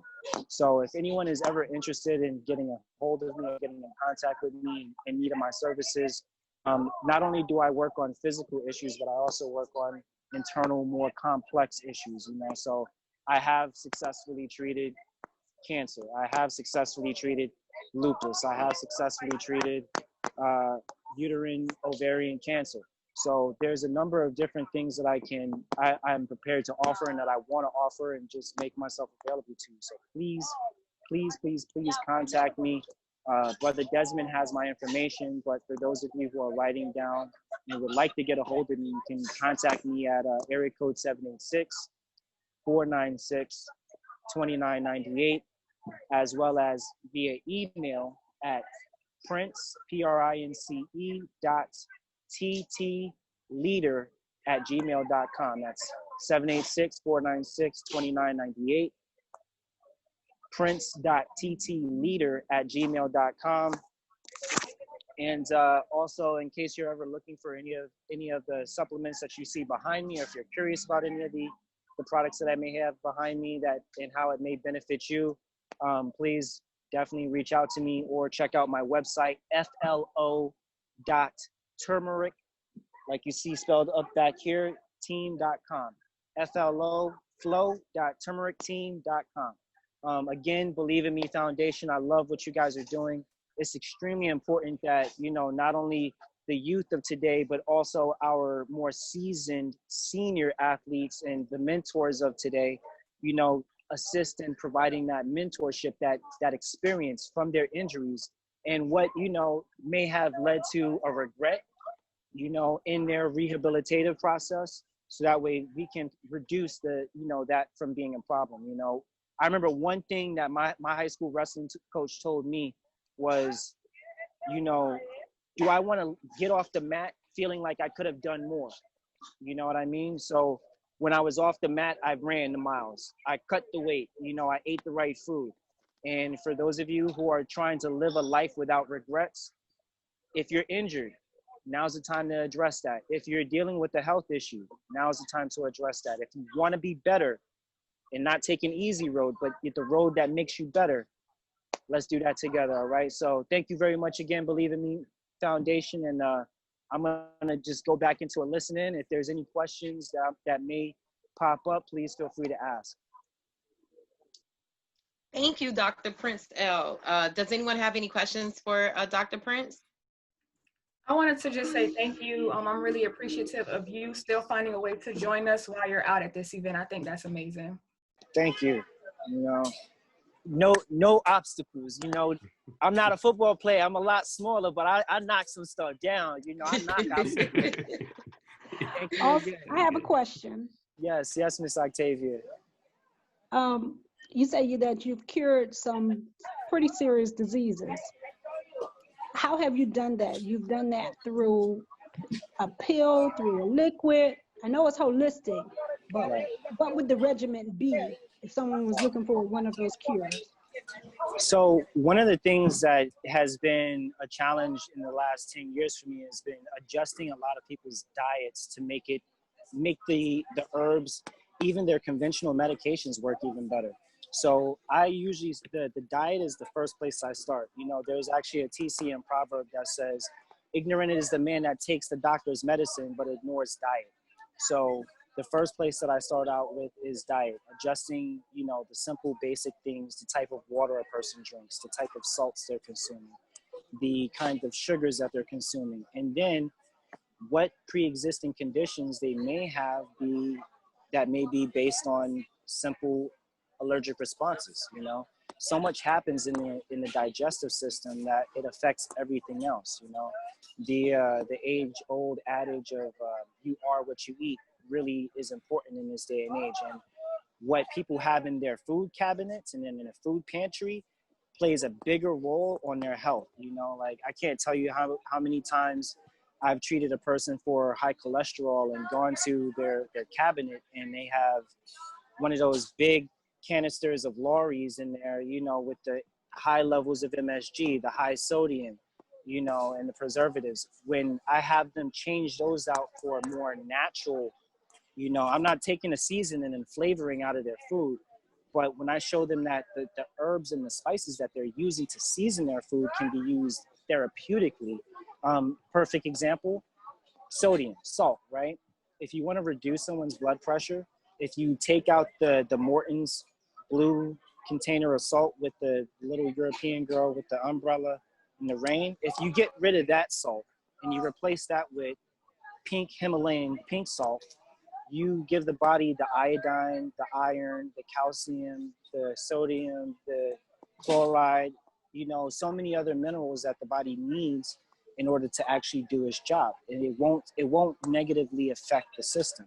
You know, when I look at other people who are trying to take care of diabetes, for example, you know, white cane sugar is if you want to kill ants, it's the best sugar to use. But if you want to, you know, do something beneficial to your body, don't drink or use the white sugar, you know, sugar in the raw. So, you know, making small and simple, you know, adjustments in a person's dietary lifestyle plays a bigger factor. And let me tell you that in a period of 2 weeks, people who had high tumor numbers, high levels of anti-nucleated antigens in their body in the cases of lupus, in a matter of 2 weeks, by making small dietary adjustments, the numbers almost looked like it was reversed. And their doctors were extremely surprised that, you know, what they had previously seen 2 weeks ago looked like a person who almost never had the disease in the first place.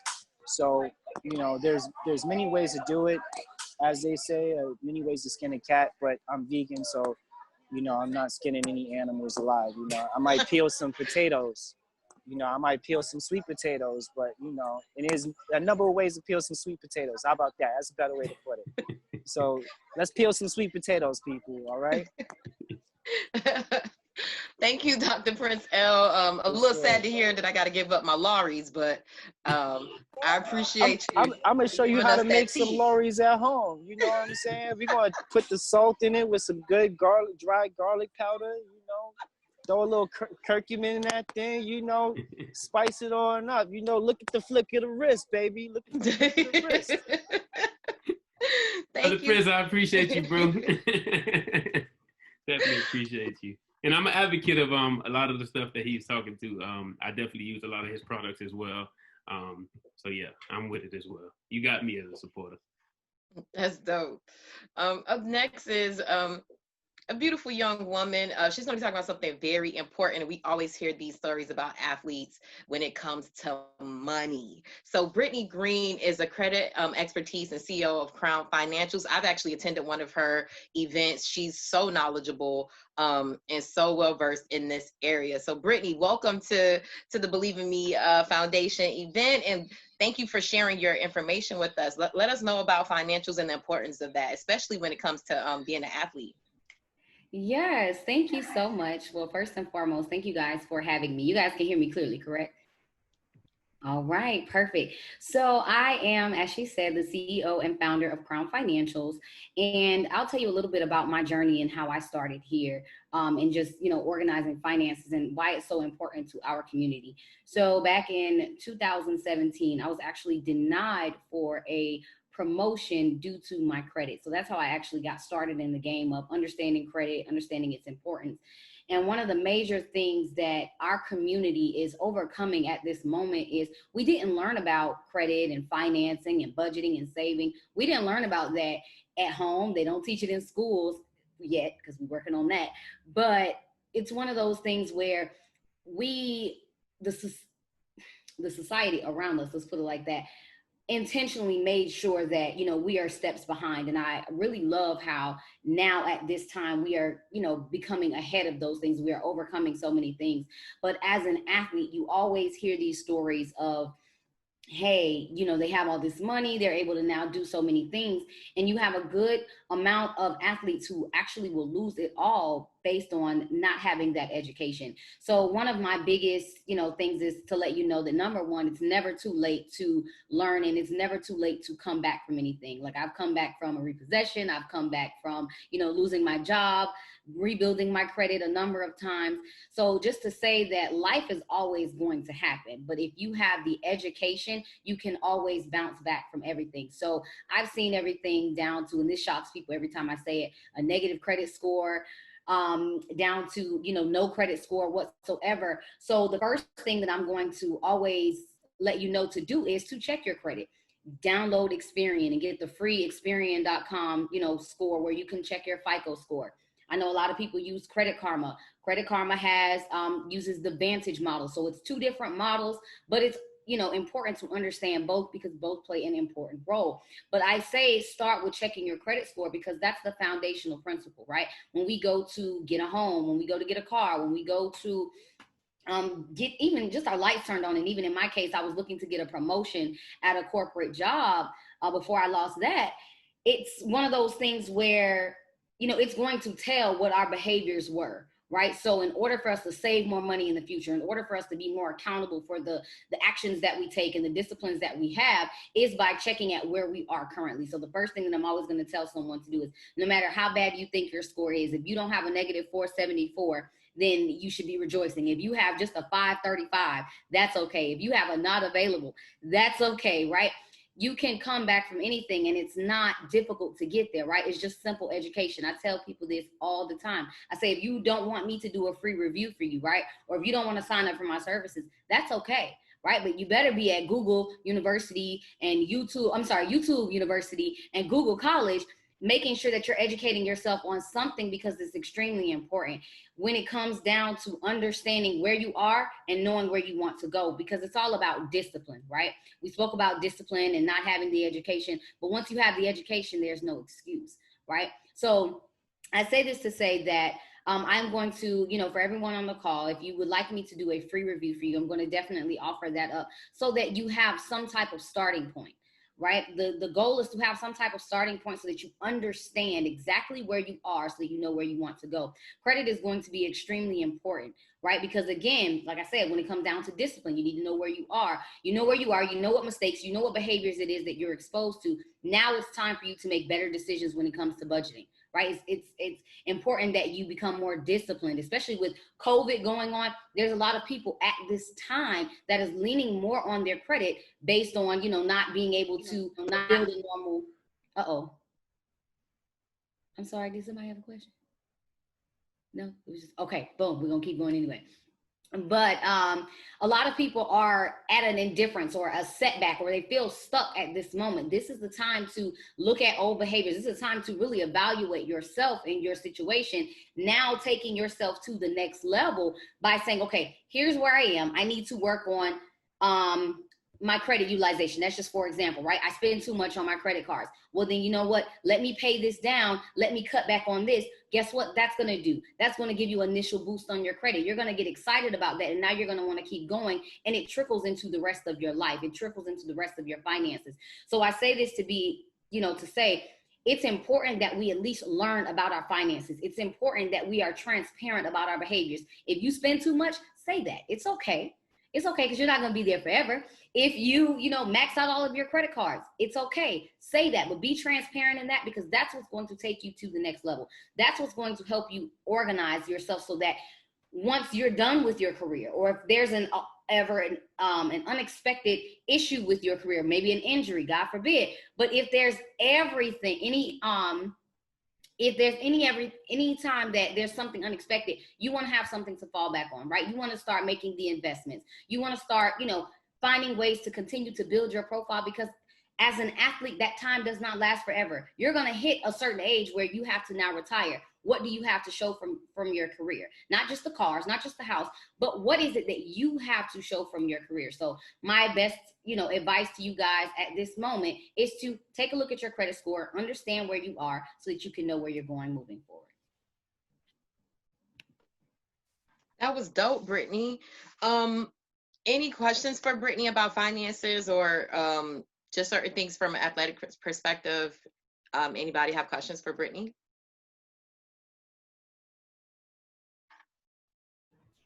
Brittany, I wanted to know, what is something that people could do today to get like a jump start on their financial help, so to speak? Go check that credit.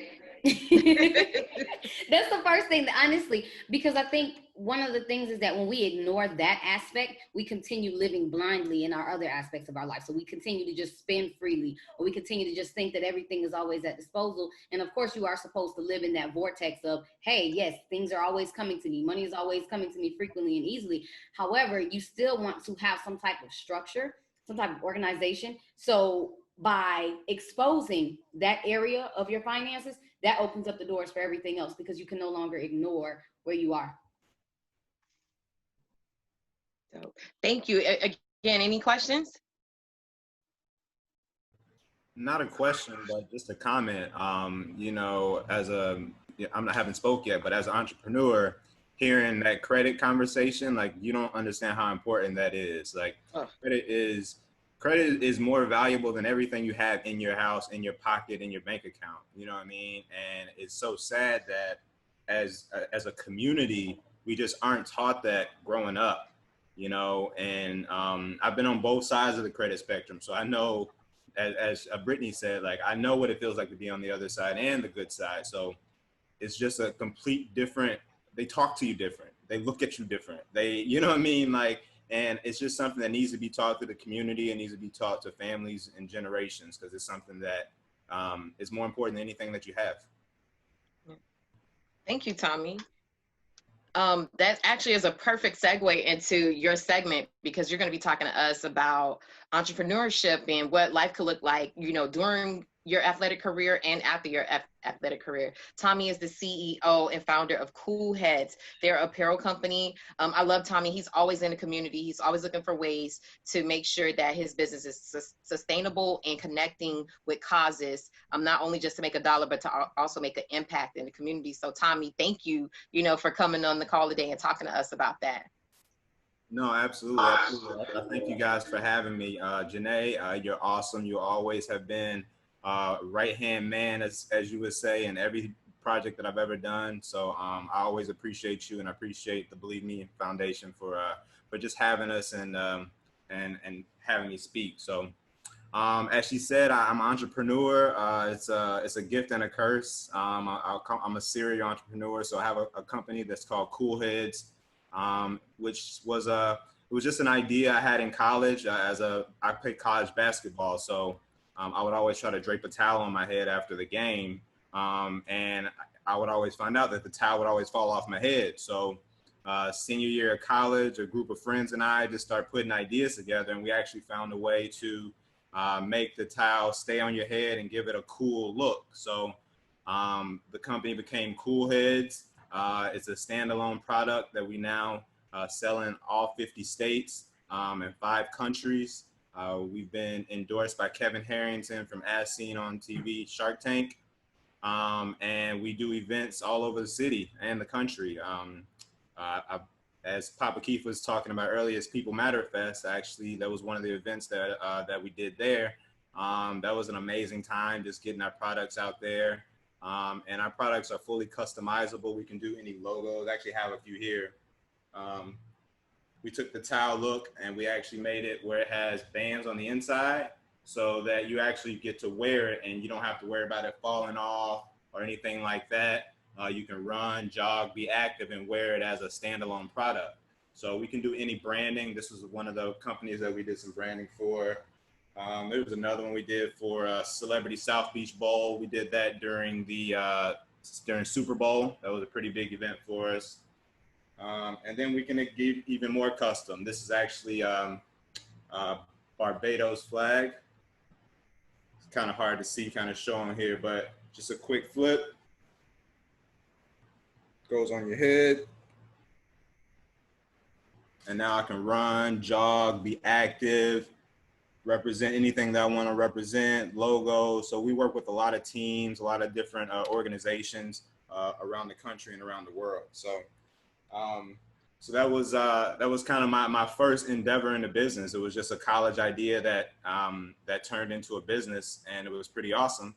So from there, I've opened many other businesses. The great thing about entrepreneurship, and I always say this, is once you figure out how to start a business, you can start any business. You can, like, I've learned the process, I've learned the ropes. So you can start any business at that point. So since then, between my wife and myself, we have approximately 7 businesses running right now, all out of my house. It's, you know, in COVID-19, we're able to run our businesses successfully without even having to leave the house. So it's a good feeling. It's a good luxury.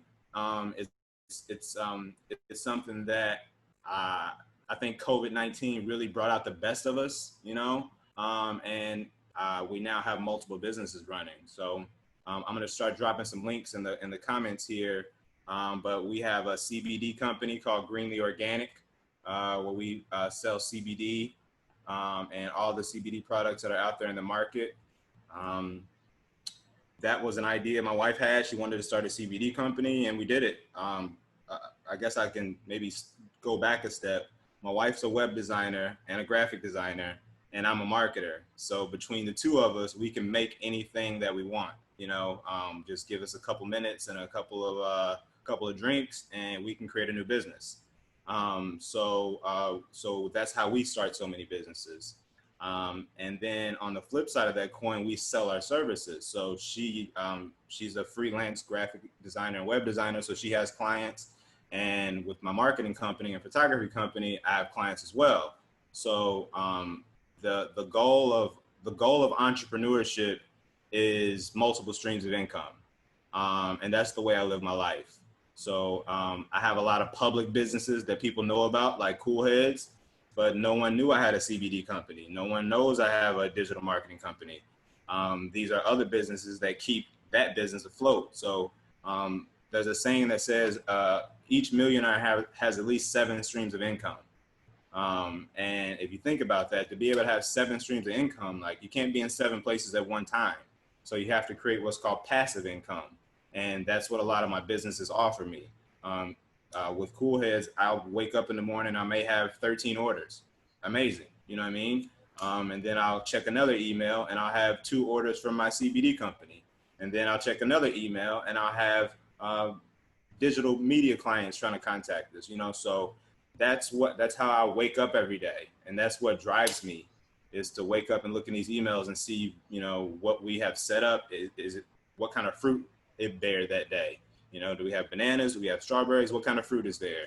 And then you act accordingly. And that's really what I kind of want to let everybody know is that, entrepreneurship isn't a dream, it's something that everybody can do. It's just like Brittany was saying, once you learn how to do it, you know how to do it, and then you can do more of it, I've had a lot of experience in a lot of different businesses working for people. And working for people is cool. There's nothing wrong with having a 9 to 5. But I always stress that you also need to have a 5 to 9. What are you doing when you get off work to pursue something that's going to ultimately benefit you? You know what I mean? Because you can let a job pay you $40,000 a year to forget your dreams. You know what I mean? Like your dreams are worth more than $12 an hour, $20 an hour, or whatever you know what I mean? So, always have a bigger goal in mind and a bigger vision that this job is temporary. And you get everything you can out of that job, and then you take it to your own business. You take those same skills and that same knowledge that you learned, and you take it to your own business. And that's exactly what I did. And that's how I've been able to start businesses and keep them running. I have a detail shop. It's another business I don't talk about a lot, but I have a auto detail shop. We have a location in Jacksonville, and I'm looking to open one in Palm Beach here soon. So I'm looking at different properties for that right now. That's a business that I'm in with my brother. That's another thing I like to point out. Family entrepreneurship is beautiful. If you can, I know a lot of families don't get along. I know our community. I know how that works. But when you can make it work, it's beautiful. It's a beautiful thing. My brother and I have been running this detail shop for almost 5 years now. It's making a lot of money, and now we're looking to expand. And that's just a good feeling, to have that. The Greenly Organic business, that's between my wife and I. It's something that we work on together. And it's fun. We celebrate together and that sort of thing. So. It's just been a great journey.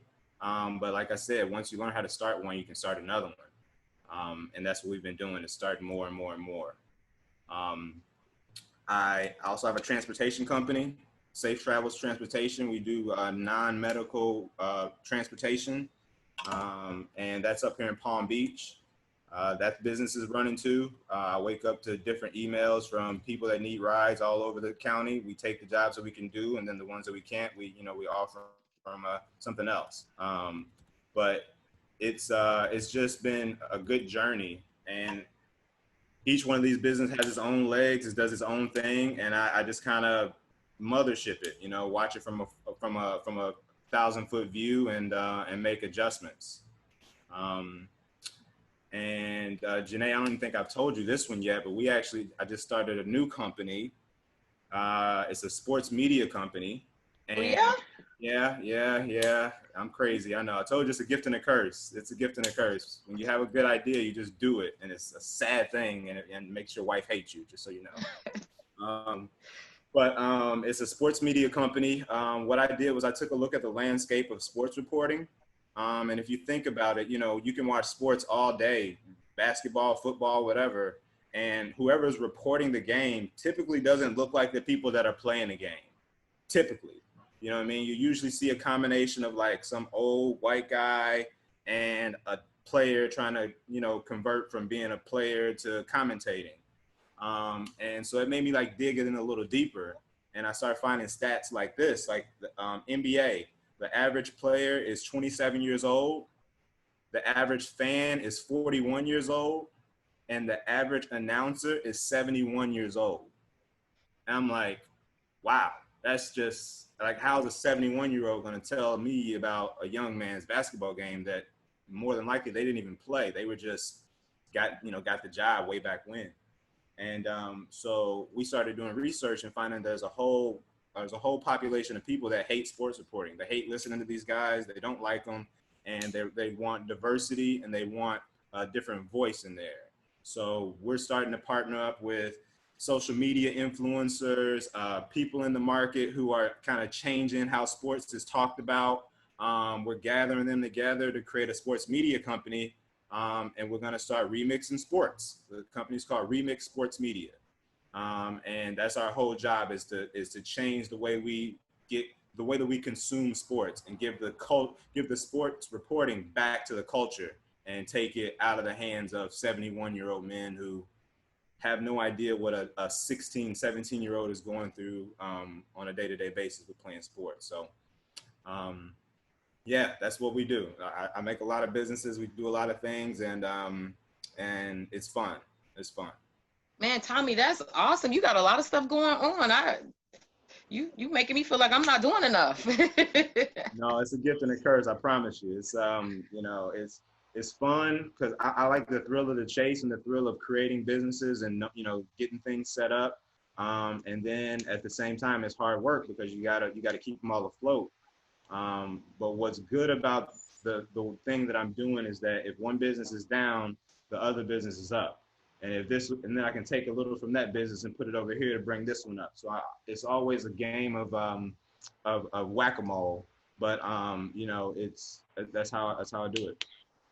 That's awesome. I really love your idea with about sports media. Of course, you know, I work in media, so I'm a little bit biased, but there is a lack of representation and diversity in sports. So I think that would be really cool to see you bring that to the forefront. Completely lack of diversity across all sports. It's not just basketball. It's not just football. I went into research and found that baseball and soccer, like it's completely no diversity. And that's what I want to bring back to sports reporting is diversity. And I want to give it back to the culture. Like, it's our sport. You know, we're the one that's doing it and killing it. Like, why are we listening to some 70-something guy tell us how fast this guy's running? You know what I mean? That's just, so yeah, that's what we're trying to do. That's awesome. Does anyone have any questions for Tommy about entrepreneurship or any of his businesses or anything that he mentioned? Uncle Ralph, I see you coming in. You can ask. What's your question, Uncle Ralph? Unmute yourself. Yeah, I got you.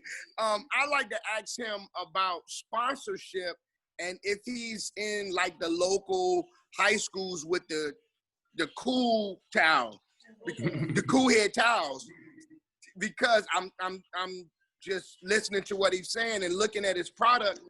I'm thinking that's a way that he can branch out that part, because I know a lot of my basketball players, they put that towel over their heads all the time. Mm-hmm. And so I'm just wondering if he's into that type of thing, sponsoring at the local levels to help promote his business. So that's a great question. That's a great question. I haven't done it as much as Uncle Ralph, can you mute yourself? Yeah, got a feedback. So good. I haven't been able to do that as much. That's definitely a goal of mine. I want to be more involved with local high schools and youth groups, Liberty City football and that sort of thing. We do custom products, so we can add any logos, any color schemes. We can change materials. We do a lot of different things. So this is actually an Alabama mock-up we did. This is University of Alabama. So we can make anything look any way we want to, any logos, any color schemes. So I've done a lot of celebrity event sort of things, but I want to get more into local youth sports across the country. So maybe you can help me, Uncle Ralph. That'd be dope. And just know, Tommy, that Papa Keith stole my towel that I bought from you, and he refuses to get it back. So I need another one. Yeah, but those cool head towels are nothing bad about Papa Keith. Papa Keith has helped us out so much. His support has really launched us in Miami. Like, you know, he had us on his show during his entrepreneurial segment, and then he also had us at the People Matter Fest, and that combination of things really helped us get a foothold in Miami. So I always appreciate Papa Keith, and you too. And I'll get you another one, Janae. Don't worry about it. Thank you. We have a question from Trevita. Uncle Ralph, you good? Trevita, are you here still? Can you hear me? Yeah, we can. Tommy, I have a question. Can you please share with everybody the importance of having a strong support system at home, because you have several different businesses, and while it's great to keep starting these things, you can have, you know, unlimited funds to keep starting, but what's the importance of having a great support system at home? Absolutely, that's another great question. So I'll start off by saying that I didn't grow up in a household that knew business, knew credit, knew any of that stuff. I grew up in a household that was heavy on education, and that was kind of it. You know, it was like go to school, go to school, go to school. So, you know, they were very supportive and they helped me get to where I am now. But now, as I am an adult and I have my family and my home, having a support system is the only reason I can do the things that I do. You know, I have a very supportive wife who loves and hates that I start businesses all the time. But I think she respects the hustle. She respects the fact that I can have an idea and then know how to like bring it through. So having her behind my back is the only reason I have all these businesses. She's the only, she holds it down. But then outside of that, my family has kind of grown to love my entrepreneurial spirit, and they've also been very supportive. So that's a big part of where I am, why I am where I am right now. And having that support system is, like you said, it is super important to keeping everything afloat and successful. That's what's up. Alicia Fields has a question for you. Alicia, you can unmute yourself if you're still with us. Hey. Hi. Hello. Hey. Hi, Tommy. So I have a question. Well, I have a suggestion because I know a lot of people that work outside and outdoors, and I absolutely love your cool heads. I'm actually going to go onto the website and purchase some for my husband because he works at the port and he's always in the sun. But now with the mask and everything, maybe you should like add like an attachment so they can have a mask, you know? So first of all, I love you already. Don't know. Thank you. All right. But I literally had that conversation with my designer. That was about 2 weeks ago. We put some really dope designs together. And they should be at my house, if not probably this week. It should be this week.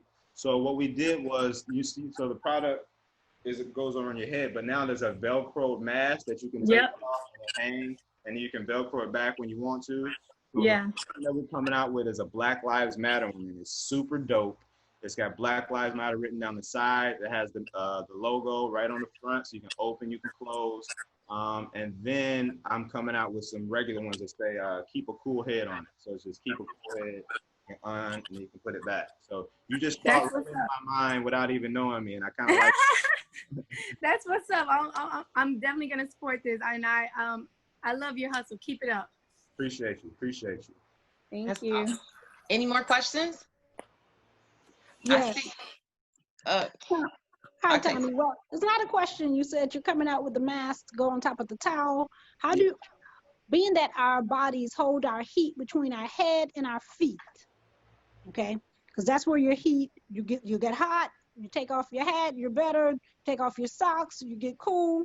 How are you going to make that towel where people don't overheat if they're wearing it all day with the mask, with the towel? How are you going to help keep people cool in that process? Sure. Absolutely, that's a great question. So that was one of the design tricks we had to come up with when we made the product. So we use a very light terry cloth material. Janae can attest to this.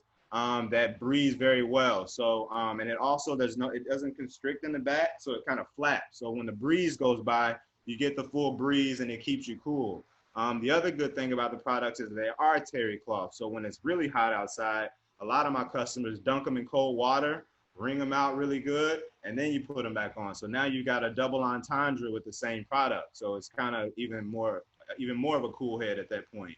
And then the last benefit of it is that if, I forgot who it was, but she was talking about her husband works outside.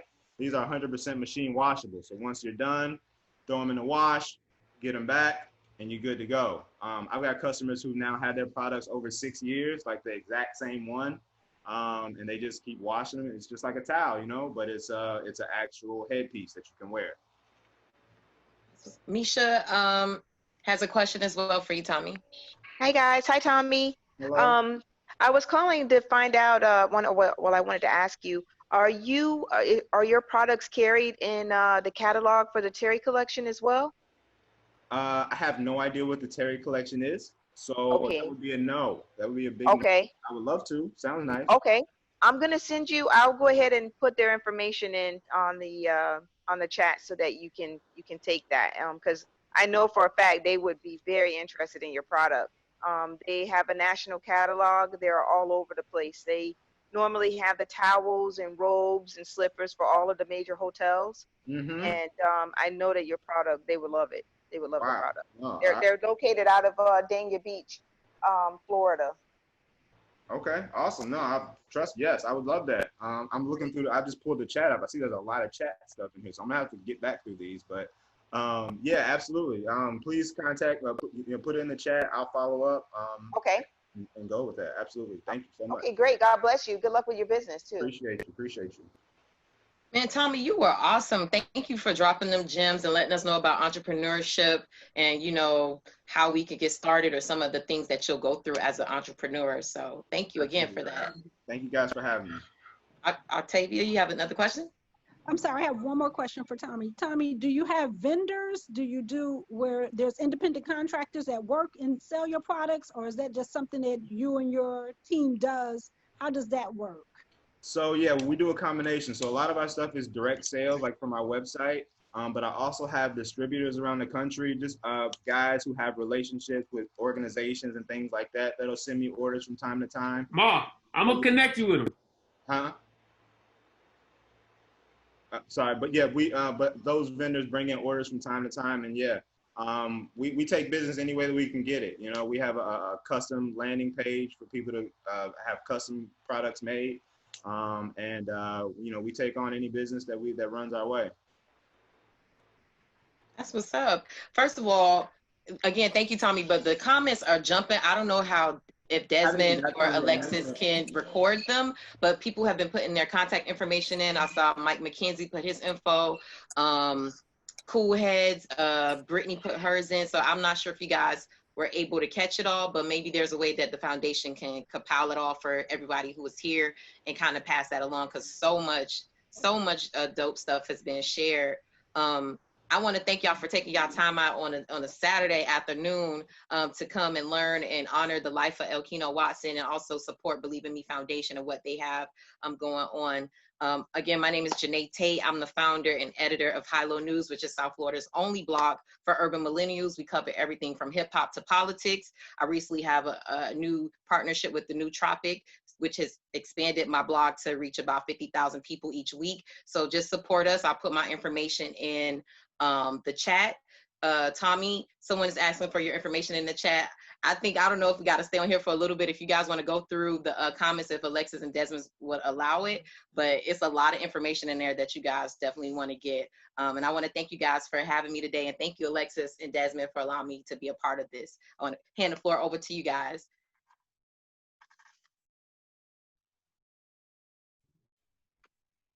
We want to do one more game before we end the call, just to give away some extra Believe in Me merchandise. So the prize will be one of these towels, again, a Believe in Me water bottle, and then a Believe in Me t-shirt. So the question is simple. And again, whoever puts the answer in the chat first, they will be the winner of the prize. So y'all ready? Everybody in the chat? Okay. The question is, what year was Believe in Me founded?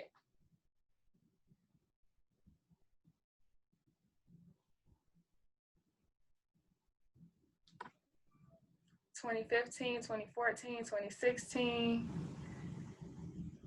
Uncle Ralph, you got it. Uncle Ralph been on it. Hey. Right. I didn't want to play. I already knew the answer, so I was like, that wouldn't be fair. No, I said it first. You can check the chat. Wait, let's go back up and see. That's Chris. You in here? I was there before him. Chris said it first. Chris said it first. Chris said it first. Yes, sir.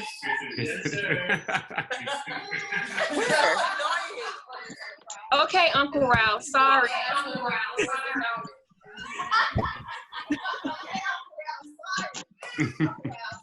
All right, so Chris, we will be getting you your merchandise. Been waiting on it.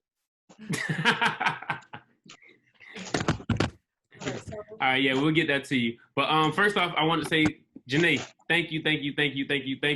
We really appreciate you. You did a great job. Even though we way over time limit, I feel like it still was very, very, very informational It was very important for a lot of people within this chat right now to receive the information that's been on here. Sorry, it took me a little minute. I'm trying to record the comments so people could, get all of the information that people have been given. But thank you, everybody. It's just honorable to be able to give such a platform and be able to help out and lift up the community in the way that we're doing it. And let me touch on one part that Miss Trevita, well, that's my Auntie Vita, she said about support system.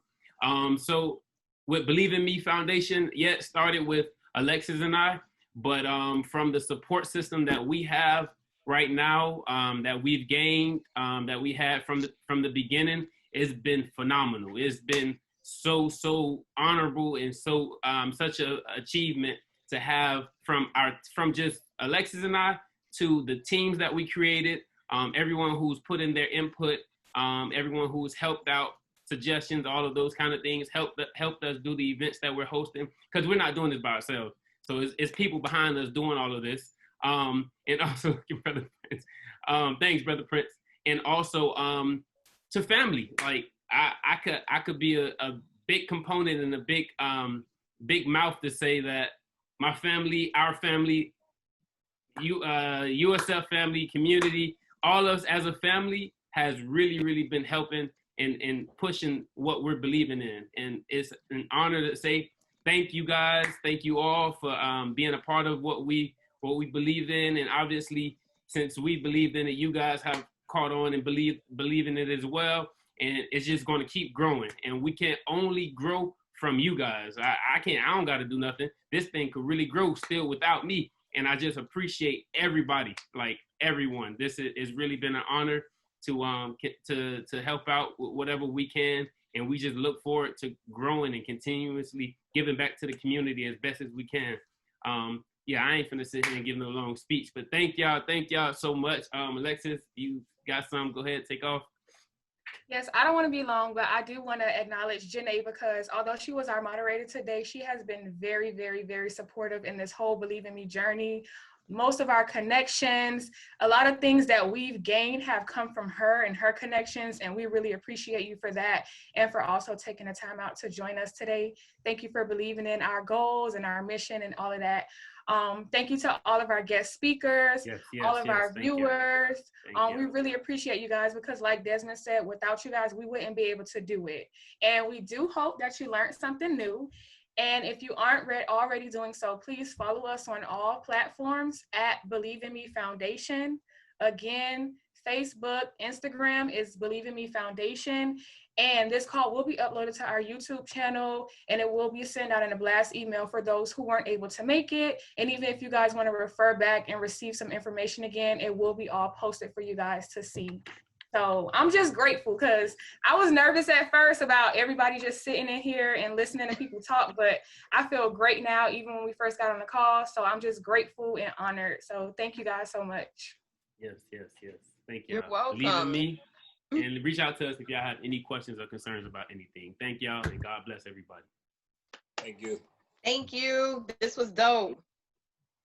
My contact info is in the chat box, so connect with me, y'all. Love you. All right, good night.